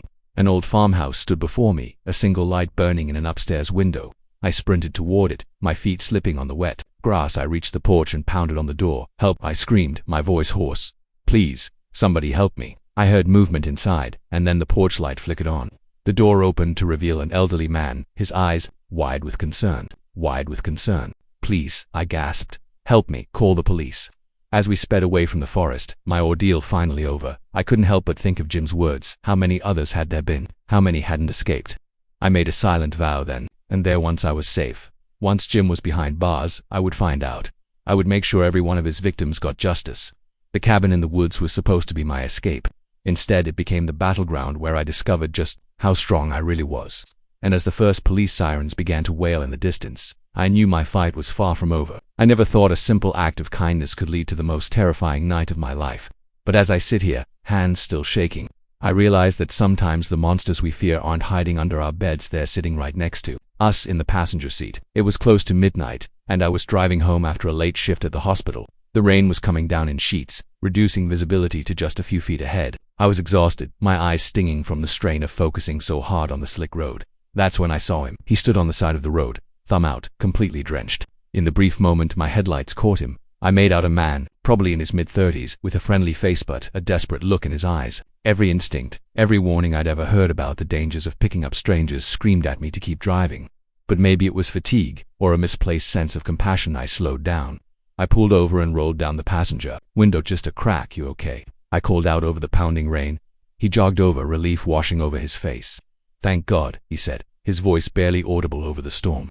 My car broke down a few miles back. I've been walking for hours. I hesitated, then made a decision I would come to regret. Hop in, I said, unlocking the door. Where are you headed? He slid into the seat, water dripping from his clothes onto the upholstery. Just to the next town, he said, flashing with me a grateful smile. I'm Tom, by the way. Sarah, I replied, pulling back onto the road. You're lucky I came along. Not many people out at this hour. Tom nodded, running a hand through his wet hair. Yeah, I was starting to lose hope. You're a real lifesaver, Sarah. We drove in silence for a few minutes, the only sounds the rhythmic swish of the wipers and the drumming of rain on the roof. I stole glances at Tom out of the corner of my eye. He seemed harmless enough, staring out the window with a relieved expression. So, I said, trying to break the awkward silence, what do you do for a living? He turned to me, and for a split second, I saw something in his eyes that made my blood run cold, but it vanished so quickly I thought I must have imagined it. Oh, this and that, he said vaguely. I'm between jobs at the moment. What about you? That looks like a nurse's uniform. I nodded, suddenly aware of how much information I was giving a complete stranger. Yeah, I work at St. Mary's. Just finished a 12-hour shift. Tom's eyebrows raised. 12 hours, you must be exhausted. Maybe I should drive. A wave of unease washed over me. No, that's okay. I'm used to it. I shrugged, but I noticed his eyes lingering on the steering wheel. If you're sure. So, you live around here? I hesitated, then lied. No, just passing through. Visiting a friend. Tom nodded, but something in his expression told me he didn't believe me. The uneasy feeling in my stomach grew. We turned off the main road onto a narrower, less well-lit street. Trees loomed on either side, their branches reaching out like gnarled fingers in the darkness. This doesn't look like the way to town, I said, unable to keep the fear from my voice. Tom's demeanor shifted instantly. The friendly facade dropped, replaced by something cold and calculating. No, he said, voice low and menacing. It's not. My heart began to race. I gripped the steering wheel tighter, knuckles turning white. I think you should get out now, I said, trying to keep my voice steady. He laughed, a sound devoid of warmth. I don't think so, Sarah. We're going to keep driving, and you're going to take me exactly where I want to go. I saw him reach into his jacket, and my breath caught in my throat. Was he armed? I couldn't risk finding out. In a moment of desperation, I slammed on the brakes. The car skidded on the wet road, fishtailing wildly. Tom was thrown forward, his head smacking against the dashboard. I didn't wait to see if he was okay. I threw the car into park and scrambled for the door handle, but Tom recovered quicker than I expected. His hands shot out, grabbing my arm in a vice-like grip. That's not very smart, Sarah, he growled, pulling me back. I fought against his grip, my free hand searching frantically for anything I could use as a weapon. My fingers closed around my travel mug and the cup holder. Without thinking, I swung it at Tom's head. The mug connected with a sickening thud. Hot coffee splashed everywhere, and Tom's grip loosened. I took the opportunity to wrench the door open and tumble out into the rain. The ground was slick, and I slipped as I tried to run. Behind me I heard Tom cursing, the car door slamming as he gave chase. I ran blindly into the woods that lined the road, branches whipping at my face, my shoes sinking into the muddy ground. My lungs burned and my legs felt like lead, but terror kept me moving. I could hear Tom crashing through the underbrush behind me, getting closer with every passing second. He was bigger, stronger, and not exhausted from a 12-hour shift. Like me, just when I thought my legs would give out, I saw a glimmer of light filtering through the trees. A house. Hope surged through me, fueling one last burst of energy. I burst out of the tree line and into a small clearing. An old farmhouse stood before me, a single light burning in an upstairs window. I sprinted toward it, my feet slipping on the wet grass. I reached the porch and pounded on the door. Help, I screamed, my voice hoarse. Please, somebody help me. I heard movement inside, and then the porch light flickered on. The door opened to reveal an elderly man, his eyes wide with concern. Please, I gasped. Let me in. There's a man. He's trying to. Before I could finish, a hand grabbed my shoulder, spinning me around. Tom stood there, his face twisted with rage, blood trickling from a cut on his forehead where I'd hit him with the mug. Now, Sarah, he said, voice eerily calm, don't go telling tales. We wouldn't want our new friend here to get the wrong idea. The elderly man looked between us, confusion and fear etched on his face. What's going on here? He demanded. Tom opened his mouth to speak, but I cut him off. He's not who he says he is, I blurted out. He made me drive him here. He's dangerous. Please call the police. For a moment, no one moved. Then, quicker than I thought possible, the old man reached behind the door and pulled out a shotgun. You, he said, pointing the gun at Tom. Get off my property. Now, Tom's eyes darted between the gun and me. I could see the calculations running behind his eyes. Finally, he stepped back, hands raised. This isn't over, he said, eyes locked on mine, then turned and disappeared into the darkness. The old man ushered me inside, locking the door behind us. As the adrenaline wore off, I began to shake uncontrollably. The man's wife appeared, wrapping a blanket around my shoulders and pressing a cup of tea into my hands as her husband called the police. Hours later, after giving my statement and watching officers comb the woods for any sign of Tom, I sat in the farmhouse kitchen, still unable to believe what had happened. "You're lucky," the officer said as he finished taking my statement. "We've been looking for this guy for months. He's suspected in at least 3 abductions in the area." I nodded numbly, the full weight of what I'd escaped finally hitting me. If I hadn't stopped when I did, if I hadn't fought back as dawn broke, casting a pale light over the rain-soaked landscape, I made a silent vow. I would never pick up a hitchhiker again, no matter how harmless they seemed, no matter how bad the weather. The kindness of strangers is a beautiful thing, but sometimes that kindness can be our undoing. I learned a hard lesson that night. The monsters we fear aren't always obvious. Sometimes they come with a friendly smile and a hard luck story. But I also learned I was stronger than I ever knew, capable of fighting back when it mattered most. As I finally left the farmhouse, ready to drive home in the patrol car the officers had offered, I took one last look at the woods where I'd run for my life. Somewhere out there, Tom was still lurking, but he hadn't broken me. He'd only made me stronger, more cautious, more aware. And if our paths ever crossed again, I'd be ready. Because now I knew the truth. Sometimes the most dangerous predators are the ones hiding in plain sight, waiting for a moment of kindness to strike. The moment I heard that first unexplained noise, I should have packed my bags and left. By curiosity, they've got the better of me. And now I'm trapped in a nightmare of my own making, with no idea if I'll make it out alive. It all started on a Tuesday. I checked into the Pinewood Hotel for a week-long conference, nothing out of the ordinary. The place was nice enough, a bit dated but clean and quiet, perfect for getting some work done in the evenings. The first 2 nights passed without incident, but on the third night, as I was drifting off to sleep, I heard a soft thud, followed by what sounded like whispers coming from the room next door. I wouldn't have thought much of it, except for one thing. I knew that room was empty. I'd seen the vacant sign on the door earlier that day. I sat up in bed, straining my ears. The whispers continued muffled to make out any words, but definitely there. Then, as suddenly as they'd started, they stopped. I told myself I was imagining things, that the stress of the conference and too much coffee were playing tricks on my mind. But as I laid back down, I couldn't shake the feeling that something wasn't right. The next morning, I casually asked the front desk clerk if anyone had checked into the room next to mine. "No, sir," she said, checking her computer. "That room's been empty all week. Is there a problem?" I forced a smile. "No problem. Just curious." As I turned to leave, I caught a glimpse of the clerk's face. For a split second, I could have sworn I saw a flicker of something, fear, guilt. But when I looked back, her expression was neutral, professional. That night, I was determined to get to the bottom of things. I stayed up late, pretending to work on my laptop, but really listening intently for any sounds from next door. Around midnight, I heard it again, the thud, then the whispers. This time, I was ready. I crept to the door, opened it as quietly as I could, and peered out into the hallway. What I saw made my blood run cold. A man in a hotel uniform was unlocking the door to the supposedly vacant room. But that wasn't what scared me. It was the look on his face, a mixture of dread and resignation. Like a man walking to his execution, he glanced in my direction, and our eyes met for a moment. We just stared at each other. Then he quickly entered the room, shutting the door behind him. I stood there for what felt like hours, my heart pounding. What had I just witnessed? Part of me wanted to go back to bed, to pretend I hadn't seen anything. But a larger part knew I couldn't let this go. I waited until I was sure the coast was clear, then crept down to the lobby. It was deserted except for the night clerk, different one from earlier, an older man with deep-set eyes and a permanent frown. "Excuse me," I said, approaching the desk. "I think I left something in the conference room. Could I get the key?" He looked at me for a long moment, his expression unreadable. Then, without a word, he reached under the desk and handed me a keycard. "Thank you," I said, trying to keep my voice steady. "I'll bring it right back." He nodded, his eyes never leaving me as I walked away. The conference room was on the second floor. As I climbed the stairs, I couldn't shake the feeling that I was being watched. The keycard felt heavy in my hand, like it was burning a hole in my palm. I reached the conference room door and swiped the card. The lock clicked open. Taking a deep breath, I stepped inside. The room was dark, lit only by the glow of an exit sign. As my eyes adjusted, I realized I wasn't alone. A group of people, hotel staff, judging by their uniforms, were huddled around a table, speaking in hushed tones. They fell silent as I entered, all eyes turning to me. The tension in the room was palpable. "I'm sorry," I stammered, suddenly realizing the magnitude of what I'd stumbled into. "I think I'm in the wrong room." I turned to leave, but a hand grabbed my arm. I looked up to see the night clerk, his grip like iron. "You're exactly where you're supposed to be," he said, voice low and ominous. "We've been expecting you."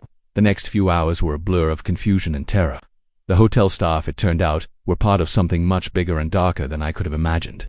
They spoke of ancient pacts, of sacrifices needed to keep the hotel running of guests who checked in but never checked out.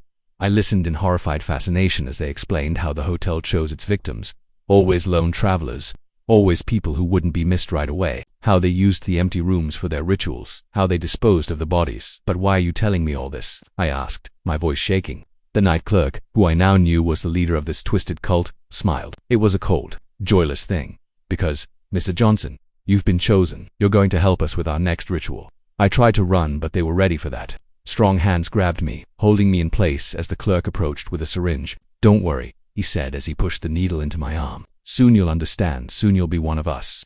I woke up back in my room, my head pounding and memories fuzzy.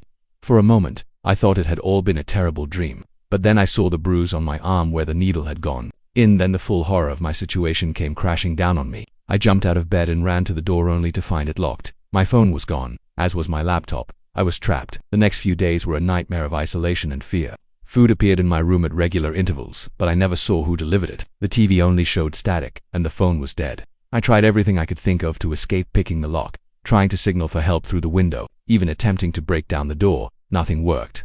On what I think was the 5th day, it was hard to keep. I lost track of time before the door finally swung open. The night clerk stood there, flanked by 2 burly men in suits. "It's time, Mr. Johnson," he said. "Are you ready to join us?" I knew this was my only chance. As they led me down the hallway, I pretended to stumble. When one of the men moved to steady me, I struck, hitting him as hard as I could, and bolted. I ran like I never had before, downstairs, through twisting corridors with the sound of pursuit close behind me. I burst into the lobby, startling a group of new guests checking in. "Help!" I screamed. "Call the police. They're trying to kill me." The guests stared at me in shock and confusion. The front desk clerk, the same young woman from my first day, picked up the phone. For a moment I thought I was saved. Then I saw her face. She wasn't calling the police. She was calling for backup. I didn't wait to see what would happen next. I ran out of the hotel and into the street, not stopping until I couldn't run anymore. I'm in a small diner now, using a borrowed phone to write this down. I don't know if anyone will believe me. I'm not even sure I believe it myself, but I know what I saw, what I heard. The Pinewood Hotel is not what it seems. It's a front for something dark and terrible, and I'm afraid I'm not the first person to discover this, just the first. To get away. If you're reading this and planning a stay at the Pinewood, my advice is simple. Don't. Find another hotel. And if you do end up there, whatever you do, don't ask about the noises in the night. Don't investigate strange occurrences. And above all, don't trust the staff, because once you're in once, you know the truth. They'll never let you leave. I got lucky. I'm not sure the next person will. As for me, I don't know what I'm going to do next. Go to the police. They'll never believe me. Try to expose the hotel. I'd be risking my life. For now, all I can do is run and hope that somehow, someday, the truth about the Pinewood Hotel will come to light. But one thing's for certain, I'll never look at a hotel the same way again. Because now I know, sometimes the real monsters aren't hiding under the bed. They're the ones handing you the room key with a smile. The first time I noticed something was off, I brushed it off as forgetfulness. By the time I realized the truth, it was almost too late. I never imagined that house sitting could turn into a living nightmare. It started innocently enough. My college friend Sarah asked if I could watch her house for a month while she was on an extended business trip. The timing was perfect. I had just finished a freelance project and was between jobs. Plus, the idea of staying in a spacious suburban home instead of my cramped studio apartment was too good to pass up. The first week was uneventful. I settled into a routine, working on my laptop during the day and binge-watching Netflix in the evenings. Sarah's house was comfortable, if a bit too big for one person. Sometimes I'd catch myself looking over my shoulder, feeling like I was being watched, but I chalked it up to being in an unfamiliar place. It was on day 8 that I noticed the first oddity. I woke up and went to the kitchen to make coffee, only to find the mug I'd left in the sink the night before was now sitting on the counter, clean and dry. I frowned, trying to remember if I'd washed it before bed. I must have, I decided. I was just more tired than I thought. But then it happened again and again. Small things easy to dismiss individually, but unsettling when viewed as a whole. A book I was sure I'd left on the coffee table would be back on the shelf. The TV remote would be on the other side of the room from where I'd left it. One morning I came downstairs to find all the kitchen chairs pulled out from the table. I started to wonder if I was losing my mind. Was I sleepwalking, having memory lapses? I began taking photos of rooms before I went to bed, comparing them to how things looked in the morning. More often than not, there would be subtle differences. By the 3rd week, I was a nervous wreck. I'd started sleeping with the bedroom door locked, jumping at every creak and groan of the house settling. I considered calling Sarah, but what would I say? "I think your house is moving things around at night." She'd think I was crazy. It was on a Tuesday night that everything came to a head. I'd had trouble falling asleep, tossing and turning for hours before finally drifting off. A noise jolted me awake, a soft thud, like something being set down carefully. I lay perfectly still, straining my ears. There it was, again, a shuffling sound coming from downstairs. My heart began to race. This wasn't my imagination. There was someone in the house. I reached for my phone with trembling hands, ready to call, but as my fingers touched the screen, a horrible thought struck me. What if they'd cut the phone lines? In movies, that's always what the intruders did first. Slowly, carefully, so as not to make a sound, I slipped out of bed. I needed to see what I was dealing with. I crept to the bedroom door and pressed my ear against it. The shuffling had stopped, but now I could hear something else breathing. Slow, steady breathing, just on the other side of the door. I stumbled back, clapping a hand over my mouth to stifle a scream. The doorknob began to turn, slowly, deliberately. I looked around frantically for a weapon, anything I could use to defend myself. My eyes landed on a heavy glass vase on the dresser. I grabbed it, feeling its weight in my hands as I backed away from the door. The door opened with agonizing slowness. I raised the vase, ready to strike, but what I saw in the doorway made me freeze in shock. It wasn't a burglar. It wasn't a serial killer. It was a man, but not like any man I'd ever seen. He was tall, impossibly thin, with limbs that seemed too long for his body. His skin was pale, almost translucent, and his eyes were black voids, pupilless and empty. For a moment, we just stared at each other. Then he spoke. His voice was a dry whisper, seeming to come from everywhere and nowhere all at once. "You weren't supposed to see me." The vase slipped from my numb fingers, shattering on the floor. The sound seemed to break whatever spell had fallen over us. The man-creature, whatever he was, lunged forward with inhuman speed. I don't remember deciding to move. One moment I was frozen in terror. The next I was shoving past him, running down the hallway toward the stairs. I could hear him behind me, his breathing raspy and excited. I took the stairs 2 at a time, nearly falling in my haste. My only thought was to get out, to get to my car and drive as far away as possible. But as I reached the bottom of the stairs, something made my blood run cold. The front door was gone. Where it should have been was just a blank wall. I spun around, searching for another way out. But everywhere I looked, things were wrong. The layout of the house had changed. Doors that should have led outside now opened into more rooms. Windows showed only darkness beyond us, if the house was floating in a void. "You can't leave," the voice said behind me. "None of us can." I turned to face him, pressing my back against the wall. "What are you talking about? What is this place?" He tilted his head, regarding me with those empty black eyes. "This house, it's alive. It feeds on us, on our fear, our despair. It's been so long since it had someone new to play with." "No." I shook my head, refusing to believe it. "This isn't real. It can't be." He took a step closer, and I noticed for the first time that his feet didn't quite touch the ground. "I've been here for I don't know how long. Decades, maybe centuries. Time doesn't work right here. The house, let me see you. Let me move things around. It was toying with you, savoring your growing fear." My mind raced, trying to make sense of what he was saying. "But Sarah, this is her house. She lives here." The creature that was once a man let out a sound that might have been a laugh. "Sarah isn't real. She's just a lure, a fiction created by the house to bring in new victims. You're not the first. You won't be the last." I felt my legs give way and slid down the wall to the floor. This couldn't be happening. It had to be a nightmare. I'd wake up any moment now, back in my own apartment, and laugh at how ridiculous this all was. But I didn't wake up. Instead, the creature knelt down in front of me, its face inches from mine. "I'm sorry," it said, and for a moment I thought I saw a flicker of humanity in those bottomless eyes. "I tried to warn you, to scare you away. But the house, it's too strong. It always wins." As if in response to his words, the house groaned around us. The walls seemed to ripple. I felt a sensation like the floor was tilting beneath me. "What's happening?" I gasped, scrambling to my feet. The creature stood as well, looking around with what seemed like resignation. "It's changing again. It does this, rearranges itself. Each time is different. Each time, we have to learn it all over again." I watched in horror as the walls began to shift, doors disappearing and reappearing in new locations. The staircase twisted, turning into a spiral that led up into darkness. And all around us, I began to hear whispers, countless voices, some pleading, some screaming, some laughing maniacally. "The others," the creature said, noticing my reaction to the voices around us. "All trapped, like us. Sometimes we see each other, sometimes we don't. The house decides." I shook my head, still struggling to fully grasp what was happening. "There has to be a way out. We can't just give up." For the first time, I saw something like pity in the creature's expression. "Oh, we don't give up. We keep trying, keep searching. But the house enjoys it, our hope, our desperate attempts to escape. It's all part of the game." As the house's transformation slowed, I found myself in what looked like a long corridor lined with doors. Each one was different, some old and weathered, others sleek and modern. The creature stood at the far end, already beginning to fade into the shadows. "Wait," I called out. "What do I do now?" Its voice came back to me, growing fainter with each word. To survive, explore, and whatever you do, don't trust what you see. Nothing here is what it seems. And then it was gone, leaving me alone in the impossible corridor. I stood there for a long time, trying to come to terms with my new reality. Part of me still clung to the hope that this was all some elaborate hoax or hallucination. But deep down, I knew the truth.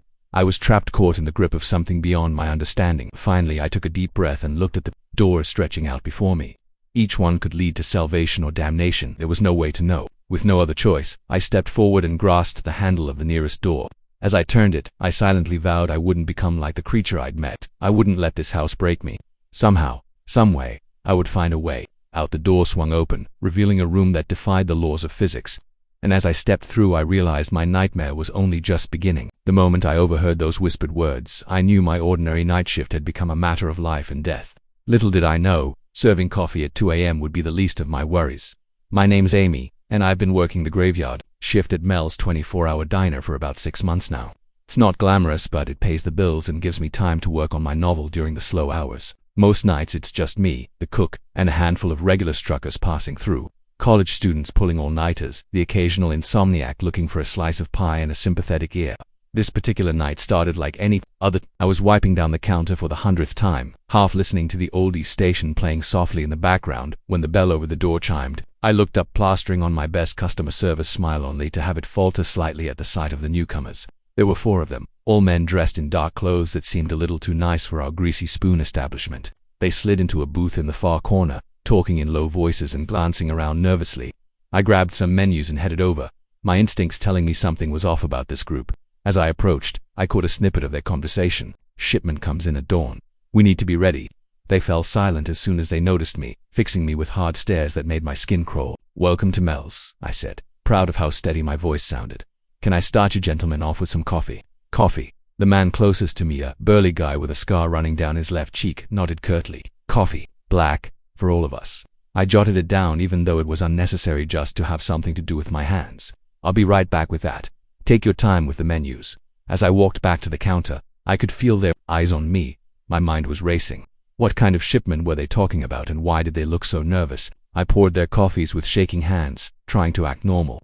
When I brought the mugs over, they had pushed the menus aside, untouched. Anything to eat?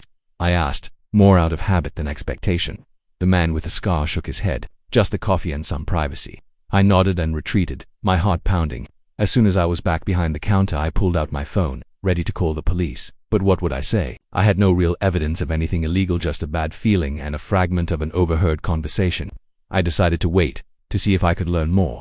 I kept myself busy with mindless tasks, all the while keeping an ear tuned to their booth. Their voices were too low to make out words, but their tone was urgent and tense. About an hour passed like this. The men nursed their coffees, heads bent close together in discussion. Occasionally, one would glance my way, and I'd quickly avert my eyes, pretending to be absorbed in restocking napkin dispensers or organizing menus. Then everything changed in an instant. The bell over the door chimed again, and 2 police officers walked in. It was a common enough sight cops often stopped by for coffee during their night patrols, but the reaction from the men in the booth was immediate and alarming. They stiffened, hands disappearing under the table. I caught the glint of metal, and realized with a jolt of terror that they were armed. The next few moments seemed to unfold in slow motion. The cops, oblivious to the tension, ambled up to the counter. The men in the booth recoiled like springs, ready to act. And I stood frozen between them, suddenly understanding that I was the only thing preventing a bloodbath in my diner. I had to do something, and fast. Taking a deep breath, I stepped toward the cops, positioning myself so my back was to the booth. I pitched my voice louder than necessary, hoping the men would hear every word. Officers, great to see you. You're the usual? I asked, trying to communicate with my eyes that something was wrong. The older cop, Dave, who'd been coming here for years, picked up on my distress immediately. His hand casually moved to rest on his holster. Actually, Amy, we got a call about some suspicious activity in the area. You seen anything unusual tonight? I shook my head, acutely aware of the men behind me. No, sir. It's been a quiet night, just a few regulars and some folks passing through. I emphasized the last part, hoping he'd understand.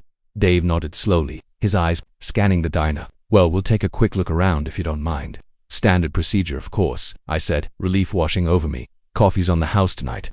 As the cops moved toward the booth, I heard the scrape of chairs. The men were standing up, tension radiating off them in waves. Gentlemen, Dave said, his voice calm but authoritative. Mind if we have a word?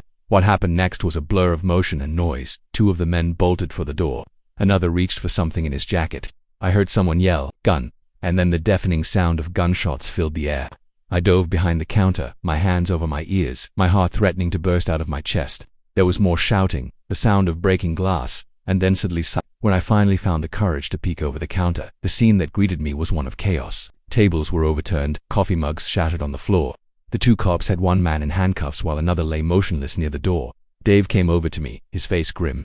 "You okay, Amy?" I nodded, not trusting my voice. "You did. Good," he said, putting a hand on my shoulder. "Real good. Your call saved lives tonight." I looked at him, confused. "My call?" He smiled slightly. "The one you made an hour ago, reporting suspicious customers. That's why we were here." I hadn't made any call, but I understood immediately Dave had given me an out. A way to explain my actions without putting me in danger of retaliation. The next few hours were a whirlwind of police statements, crime scene investigators, and a parade of official-looking people in suits. I learned bits and pieces of what had happened. The men were part of a drug trafficking ring.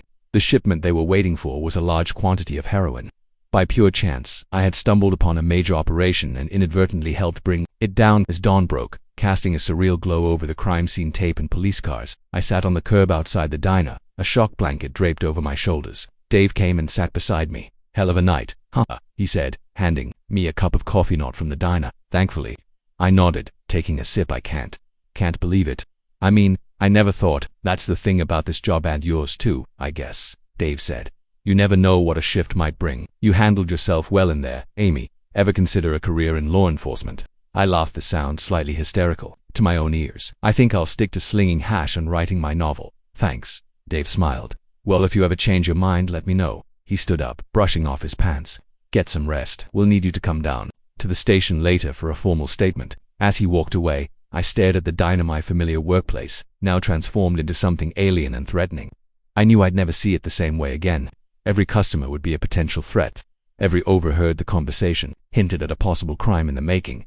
But as the adrenaline faded and exhaustion settled in, I realized something else. I had faced the worst night of my life and come out the other side. I had potentially saved lives, and, if I was honest with myself, I had just lived through the most thrilling experience of my life. I stood up, letting the shock blanket fall away. Maybe I wouldn't quit my job after all. Maybe I wouldn't quit had found the inspiration I needed to finally finish my novel. After all, they say write what you know, and now I knew more than I ever bargained for.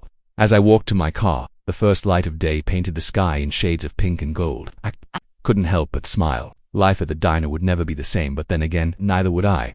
The moment we stepped into that abandoned house to escape the storm, I knew we'd made a terrible mistake. But by the time we realized the true horror of our situation, it was already too late to turn back. It was supposed to be a fun family road trip, me, my wife Sarah, and our two kids, Emma, 10, and Jack, 8. We'd been driving for hours, trying to outrun a massive storm system that had seemingly appeared out of nowhere. The rain was coming down in sheets, making it nearly impossible to see the road ahead. "Dave, we need to stop," Sarah said, her knuckles white as she gripped the dashboard. "It's not safe to keep driving like this." I nodded, squinting through the windshield. "You're right. I'll pull over at the next town we see." But as the minutes ticked by, it became clear that we were in the middle of nowhere. No towns, no gas stations, not even a barn where we could wait out the storm. Just endless stretches of dark, rain-soaked countryside. That's when we saw it. A large Victorian-style house looming out of the gloom. It stood alone on a small hill, silhouetted against the stormy sky by a flash of lightning. "Look," Emma pointed excitedly. "A house. Can we stop there, Dad?" I hesitated. The place looked abandoned, and something about it made the hair on the back of my neck stand up. But another crack of thunder, followed by a worried whimper from Jack in the back seat, made up my mind for me. "Okay," I said, turning onto the long, overgrown driveway, "but we'll just stay until the storm passes." As we pulled up to the house, I could see it was in even worse shape than I'd initially thought. Paint peeled from the wooden siding, and several windows were boarded up. The porch sagged ominously as if it might collapse under its own weight at any moment. "Are you sure about this, Dave?" Sarah asked, eyeing the house warily. I forced a smile, trying to project more confidence than I felt. "It'll be fine. We'll just wait inside until the worst of the storm blows over." We dashed through the rain to the porch, the old boards creaking under our feet. The front door was slightly ajar, swinging open with a spine-chilling creak when I pushed it. "Hello," I called out, peering into the darkness beyond. "Is anyone here?" No response. I pulled out my phone, using its flashlight to illuminate the entryway. Dust motes danced in the beam, and I could see cobwebs in the corners. The place looked like it hadn't been lived in for years. "Well," I said, trying to sound cheerful for the kids' sake, "looks like we've got the place to ourselves." Let's see if we can find some candles or a fireplace to warm up. We moved further into the house, our wet shoes leaving tracks on the grimy hardwood floor.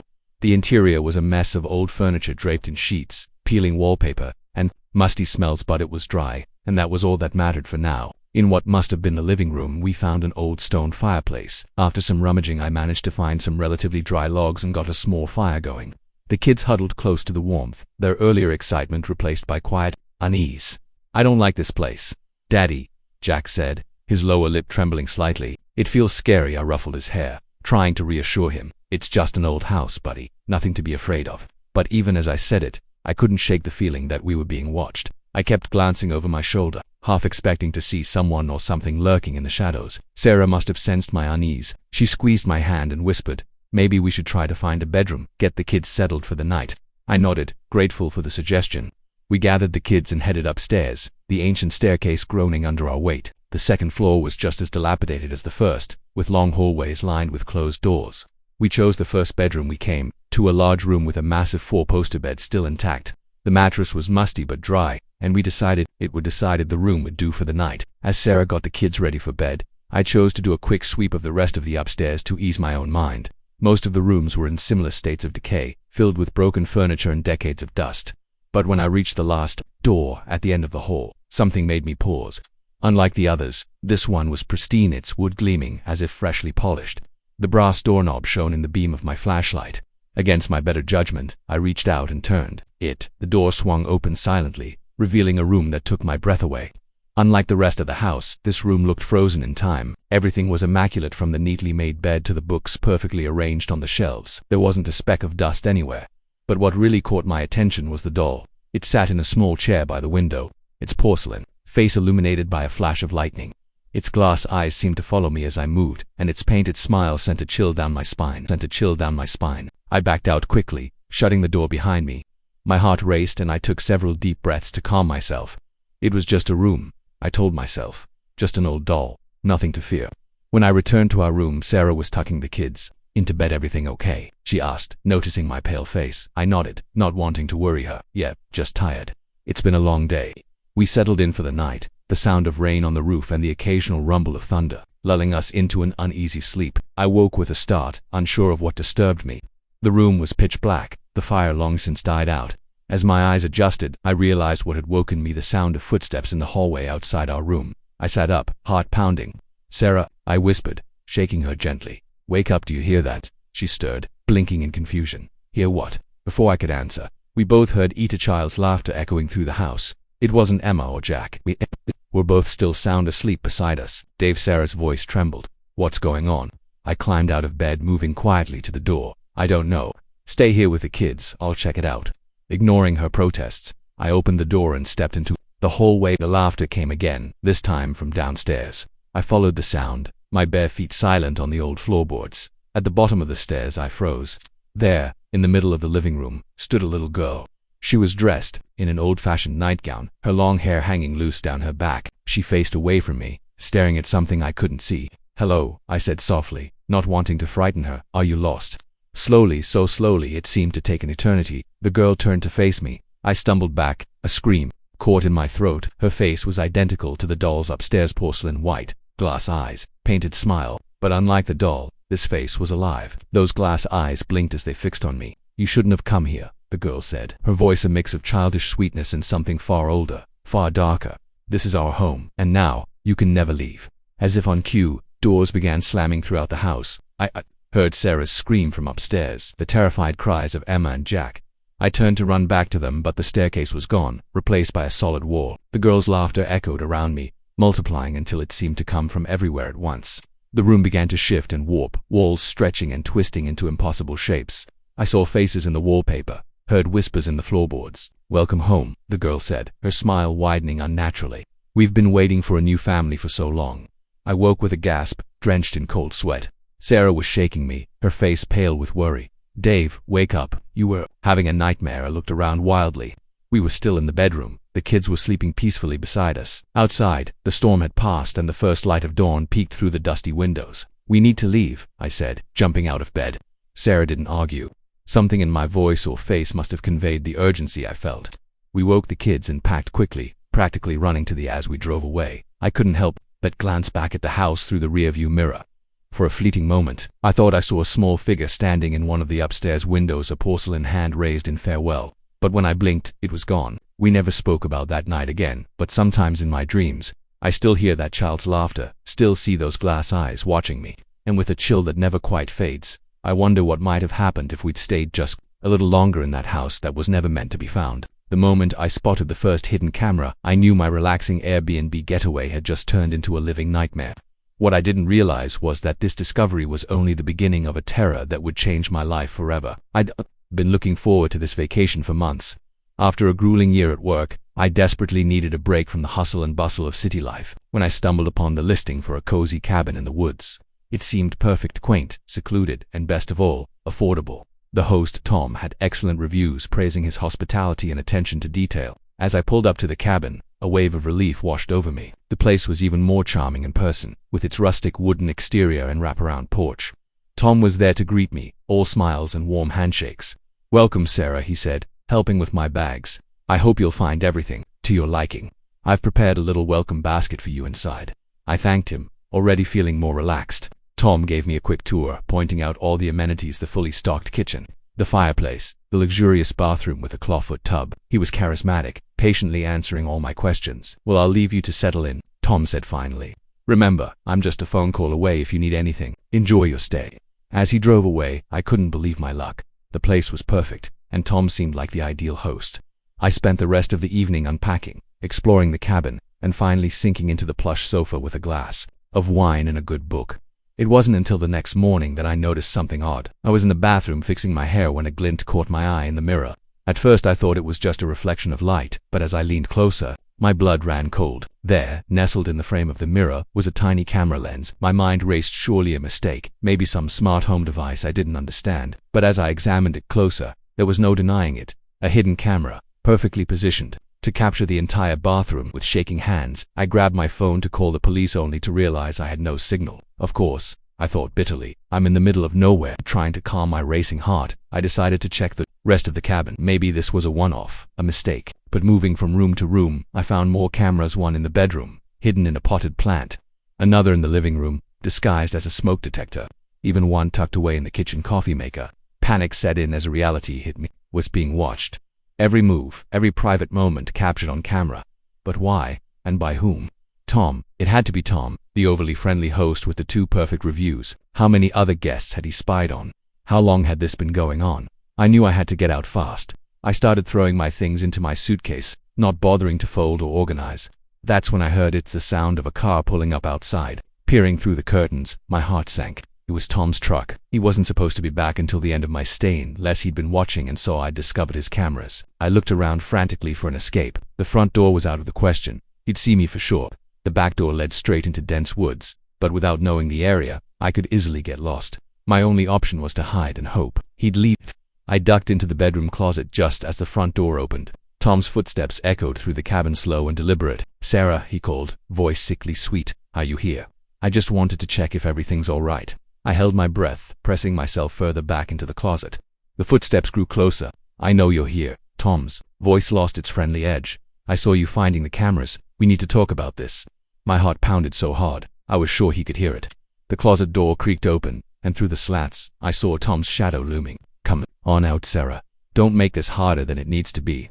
In that moment, I knew I had to act. As Tom's hand reached for the closet door, I burst out, shoving him with every ounce of strength. He stumbled backward, surprise etched across his face. I didn't wait to see if he'd recover. I sprinted from the bedroom, through the living room, and straight out the front door. Behind me, Tom shouted, his footsteps pounding on the wooden floors. The gravel driveway crunched beneath my feet as I raced toward my car. Just as I reached for the door handle, a hand yanked my arm, pulling me backward. I spun around to face Tom, his earlier charm replaced by cold fury. "You shouldn't have done that, Sarah," he growled. "Do you have any idea what you've stumbled into?" I struggled against his grip, my mind racing for an escape. Then I remembered my car keys. They were still in my pocket. With my free hand, I fumbled for them and pressed the panic button. The shrill alarm pierced the air, startling Tom enough for me to wrench my arm free. Seizing the moment, I drove my knee into his groin. He doubled over in pain, and I jumped into my car, locking the doors behind me. My hands trembled so violently I barely managed to start the ignition. Tom was recovering, stumbling toward the car, his face twisted in murderous rage. The engine roared to life as I slammed into reverse, tires squealing as I backed out of the driveway. As I sped down the dirt road away from the cabin, I watched Tom grow smaller in my rearview mirror, but the fear didn't fade. How many other cabins did he own? How many unsuspecting guests were being watched right now? I drove 4 hours without stopping, only coming to rest at the nearest police station. The officers listened to my story with growing concern. Immediately, dispatching units to the cabin, they took my statement, collected evidence from my phone where I'd captured photos of the hidden cameras and assured me of a thorough investigation. In the following days, the full extent of Tom's operation emerged. Multiple properties, hundreds of hours of footage, countless victims. The media dubbed it the cabin voyeur case, and I was asked to do interviews to share my experience. I declined. I just wanted to forget. But forgetting proved impossible. Every hotel room, every rental property became a breeding ground for paranoia. I found myself scanning for cameras everywhere I went, unable to shake the feeling of being watched. Nightmares haunted my sleep, visions of Tom's face and hidden lenses capturing my every move. Months passed and slowly I began reclaiming my life. Therapy helped, as did the support of friends and family. I became an advocate for stricter short-term rental regulations and better protections for guests. It wasn't much, but it helped me feel like I was taking back some control. Now, sitting in my own home surrounded by walls I know are safe, I reflect on how quickly trust can be shattered. That Airbnb listing had promised a peaceful getaway, a chance to relax and recharge. Instead, it became a nightmare that opened my eyes to a dark underbelly of the hospitality world I never knew existed. I still travel, still stay in hotels and rentals, but now I carry a small device that detects hidden cameras. Some might call it paranoia, but for me, it's a small price to pay for peace of mind. Because I know firsthand the real danger isn't always what you can see, it's what you can't. The experience changed me. There's no denying that, but it also made me stronger, more aware, and more determined to protect not just myself, but others who might fall prey to predators like Tom. If my story can save even one person from what I endured, then perhaps some good can come from those terrifying days in the cabin. As I finish writing this, I realize the fear may never fully go away, but I refuse to let it control me. I'll keep living, keep traveling, and keep fighting to ensure what happened to me doesn't happen to anyone else. Because in the end, the greatest victory is not letting the monsters win. It seemed like the perfect challenge, beautiful, remote, and just dangerous enough to be thrilling. I had prepared for months, gathering the best lightweight gear, studying maps, and getting into the best shape of my life. The first 2 days were everything I had hoped for. The solitude was refreshing, the scenery breathtaking.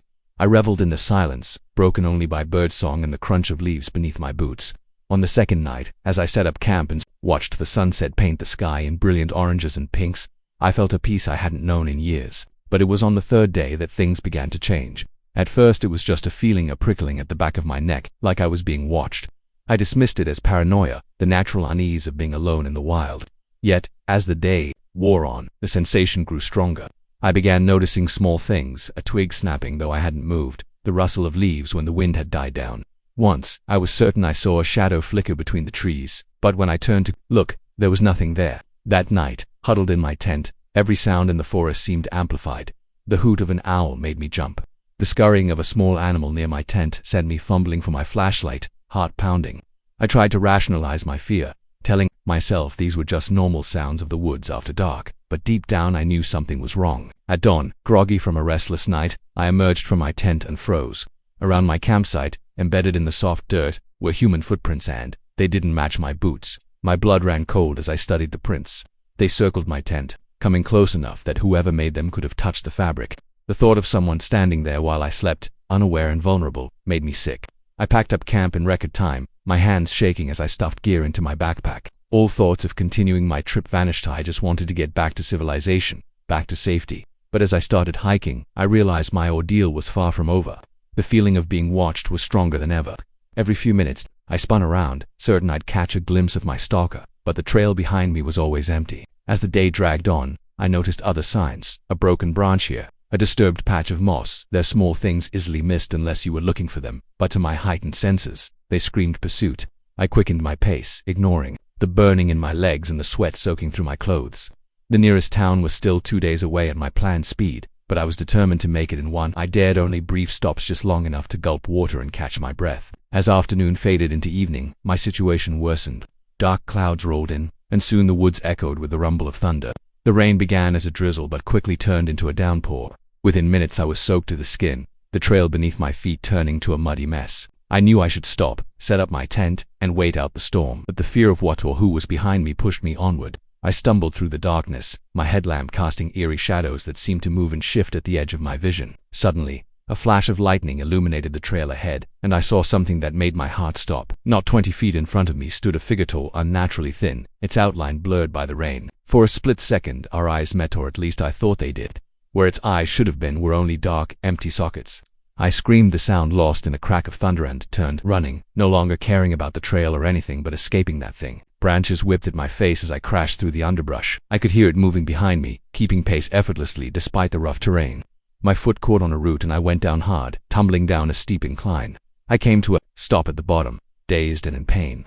As I lay there, rain pelting my face, I heard footsteps, low, deliberate, coming down the hill toward me. I tried to get up, but my ankle exploded in pain. I was trapped. The footsteps stopped right behind me. I could feel its presence looming over me. Slowly, terrified of what I might see, I rolled over. There was nothing there. I blinked, confused. I wondered if I had imagined it, or was this some fear-induced hallucination. A twig snapped to my left, and I whipped my head around. Nothing. Another snap, this time to my right. Again, nothing. It was toying with me.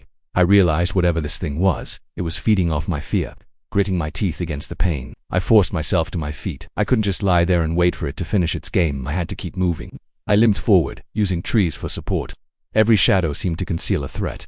Every sound was a potential attack. The rain had eased to a drizzle, but I was shivering uncontrollably, half from fear, half from cold. As I stumbled onward, I tried to make sense of what was happening. Was this some psychopath hunting humans for sport, a deranged hermit driven mad by isolation, or something else entirely, something not quite human? I didn't have time to dwell on these questions. Ahead, I saw a flicker of light through the trees. Hope surged through me. Civilization, safety. I pushed myself harder, ignoring the protests of my battered body. The light grew brighter, resolving into the warm glow of electric bulbs. A ranger station. With a final burst of energy, I burst from the tree line. The station stood there, solid and real, its windows bright against the forest's dark. Half running, half limping, I pounded on the door with the last of my strength. "Help," I croaked, my voice hoarse from hours of panicked breathing. "Please, someone, help me." The door swung open, and I nearly fell into the arms of a startled park ranger. "Whoa there," he said, guiding me inside. "What happened to you?" I tried to explain, words tumbling out in a confused jumble of footprints. The chase, the figure, the lightning. The ranger listened, his expression growing more concerned by the second. Okay, slow down," he said, settling me into a chair. "You're safe now. Let's get you warmed up, then we'll figure this out." As he wrapped a blanket around my shoulders and pressed a mug of hot coffee into my hands, I couldn't help but glance out the window. The forest pressed close to the station, dark and impenetrable. Was it still out there, watching, waiting? The next few days were a blur of police statements and medical checkups. They found my abandoned campsite, confirming at least part of my story. But there was no sign of my pursuer, no evidence of anyone else in the area. Most people thought I'd been spooked by normal forest sounds and let my imagination run wild. A few suggested I might have suffered a stress-induced breakdown. Only the park ranger who found me seemed to take my story seriously. "These woods are old," he told me quietly, when no one else was around. "They hold secrets, things most people wouldn't believe. Whatever you saw out there, just be glad you made it out." As I finally headed home, my ankle in a brace and nerves still frayed, I couldn't shake the feeling that my ordeal wasn't over. Sometimes, when I close my eyes, I still see that figure in the flash of lightning. Still feel those empty sockets, staring into my soul. I don't know if I'll ever go camping again. The wilderness, once a source of peace and adventure, now holds only terror for me. But I know one thing for certain. Whatever was out there in those woods, it was real. And somewhere deep in the dark forests of the Appalachian Trail, it's still waiting, watching, hunting. For now, I'll stick to the safety of the city, but part of me knows that someday, somehow I'll have to face those woods again. Because until I do, until I confront whatever chased me through the rain and darkness, I'll never truly be free of the fear that now shadows my every step. The wilderness may have won this round, but the game, I fear, is far from over. The moment I heard those inexplicable noises coming from the supposedly empty floor, I knew my mundane night shift was about to take a terrifying turn. Little did I know, what I was about to discover would haunt me for the rest of my life. My name is Mike, and I've been working as a night janitor at Carlisle Associates for about 6 months now. It's not the most glamorous job, but it pays the bills and gives me plenty of time to work on my screenplay during the quiet hours. The building is one of those generic office towers, all glass and steel, with 50 floors of cubicles, conference rooms, and corner offices. On this particular night, I was going about my usual routine. I'd started on the ground floor and was working my way up floor by floor. It was mind-numbing work, but I'd grown used to the solitude. The only sounds were the hum of the vacuum cleaner and the occasional ping of the elevator.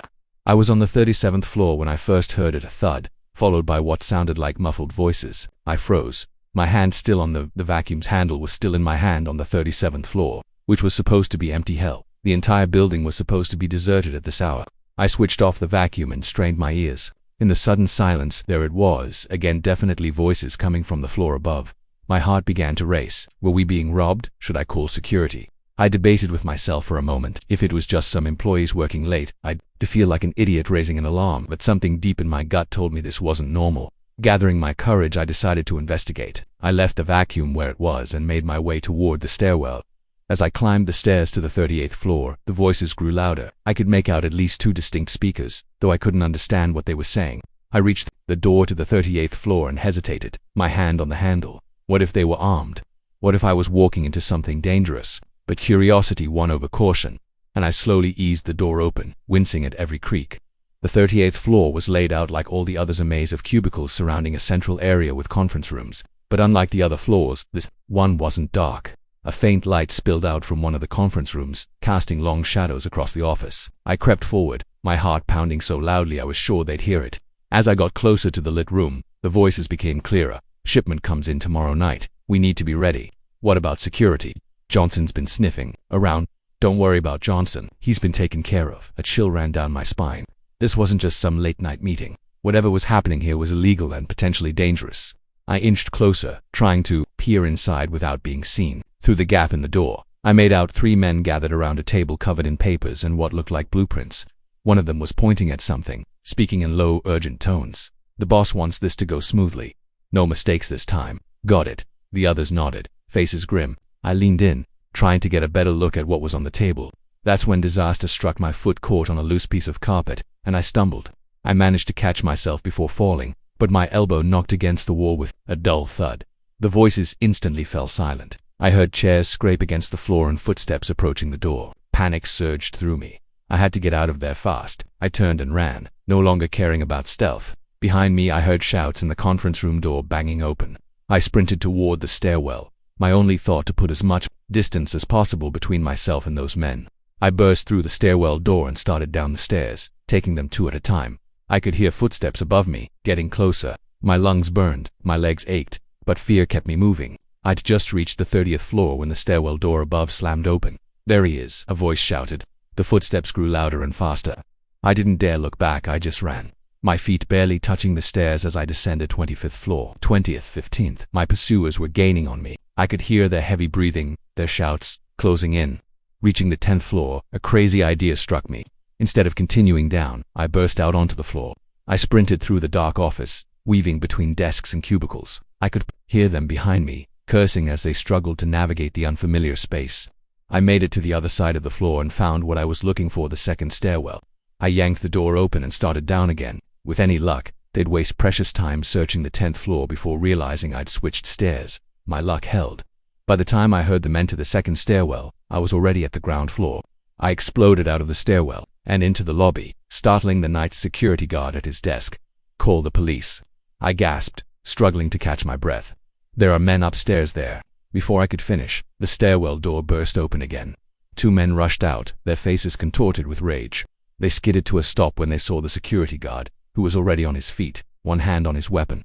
For a moment, we all stood frozen, a tableau of confusion and fear. Then one of the men smiled, a cold, calculating smile that made my blood run cold. There seems to be some misunderstanding, he said smoothly.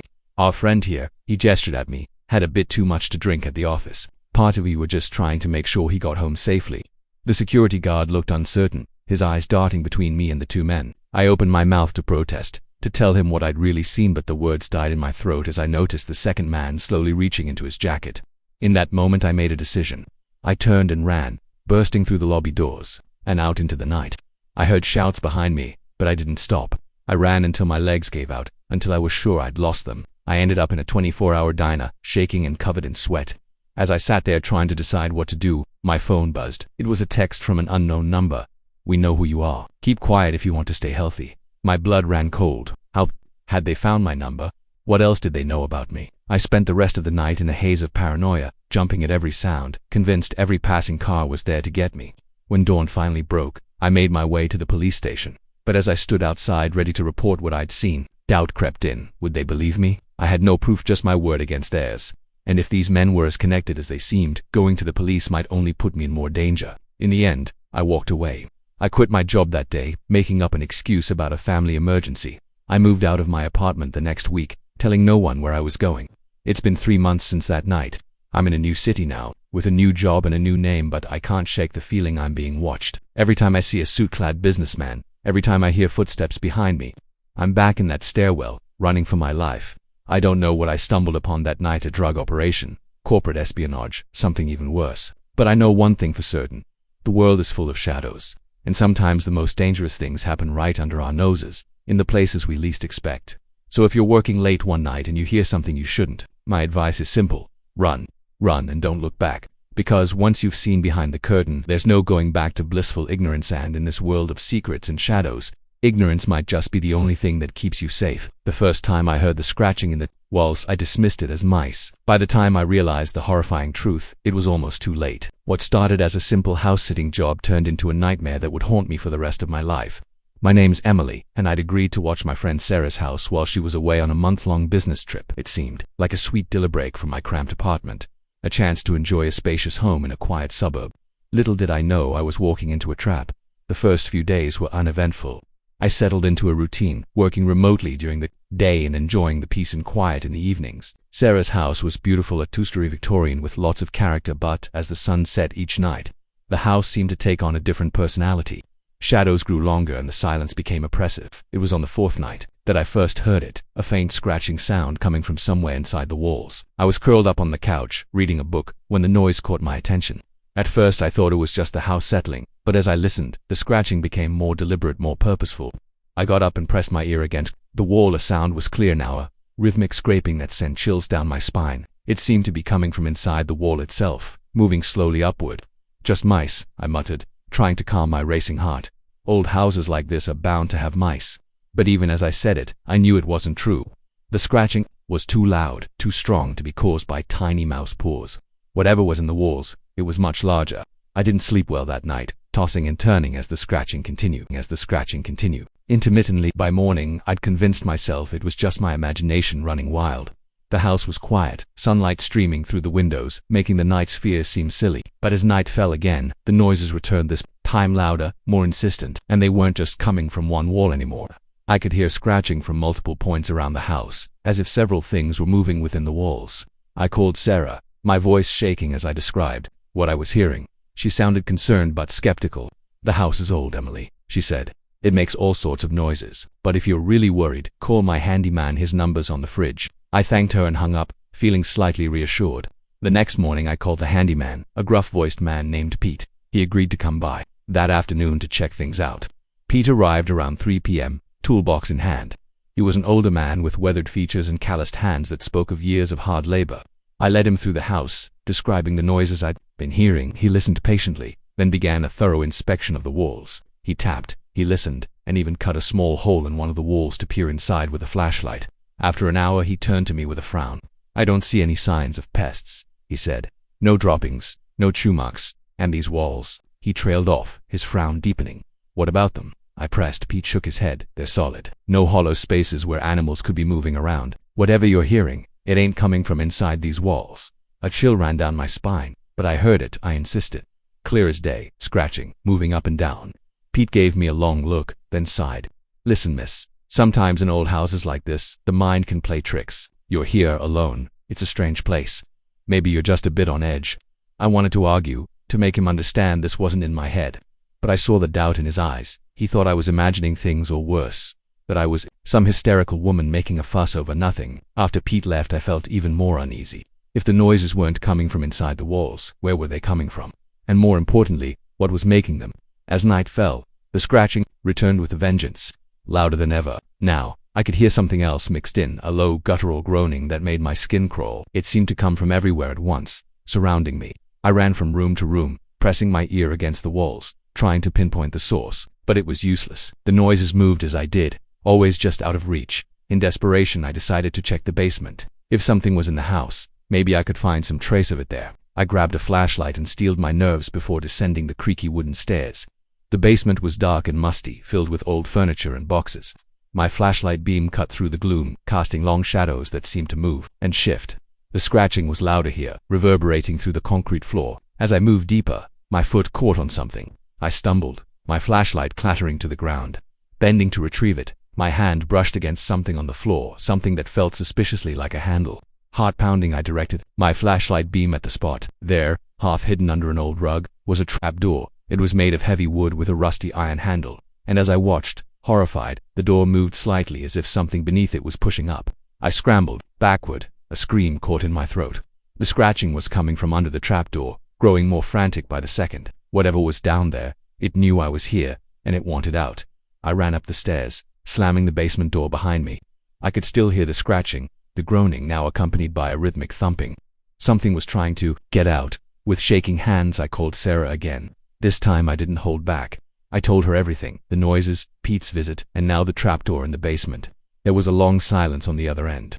When Sarah finally spoke, her voice was different, cold, resigned. "You weren't supposed to find that," she said quietly. "What?" I gasped. "Sarah, what are you talking about? What's down there?" "I'm sorry, Emily," she continued as if she hadn't heard me. I thought. I hoped it would stay quiet while I was gone. I should have known better. "Sarah, you're scaring me. Please, just tell me what's going on." Another long pause. Then, "It's hungry, Emily. It's always hungry. And now that it knows you're there." She trailed off. The line went dead. I stood there, phone in hand, as the horrible realization washed over me. Sarah knew. She'd always known. And she'd sent me here knowing what was in the house. A loud crash from the basement jolted me back to reality. The thumping, the noises had grown louder, more insistent. Whatever was down there, it was trying to get out. I dashed for the front door only to find it wouldn't budge. The windows were the same, sealed shut, as if painted over. I was trapped. The sounds grew nearer. Now I could hear heavy, dragging footsteps on the basement stairs. The groaning had twisted into a low, hungry growl. Backed into a corner, my eyes frantically scanned for a weapon, anything I could use to defend myself. A horrible thought struck me. How many others had there been? How many house-sitters had Sarah sent here, feeding whatever lurked beneath the house? Suddenly the basement door burst open. In the dim light, I caught a glimpse of something pale and twisted, with too many limbs and eyes glowing in the darkness. It lunged toward me, its maw opening wide to reveal rows of jagged teeth. I knew then my fate was sealed. I don't know how I survived that night. The next thing I remember is waking up in a hospital, my body covered in cuts and bruises. The police had many questions, but I had no answers. When they investigated the house, there were no signs of the horrors I'd experienced. No trapdoor, no monster. Even Sarah, when questioned, had an alibi for the entire time. Sometimes I wonder if it really happened, if maybe Pete was right, and my mind had conjured these terrors from the shadows of an old house. But then I'll catch a glimpse of movement from the corner of my eye, or hear a faint scratching in a quiet room, and I know it wasn't just in that house. It's still out there, waiting hungry. So if you're ever asked to house sit, especially in an old house with a lot of character, be careful. Listen to the walls.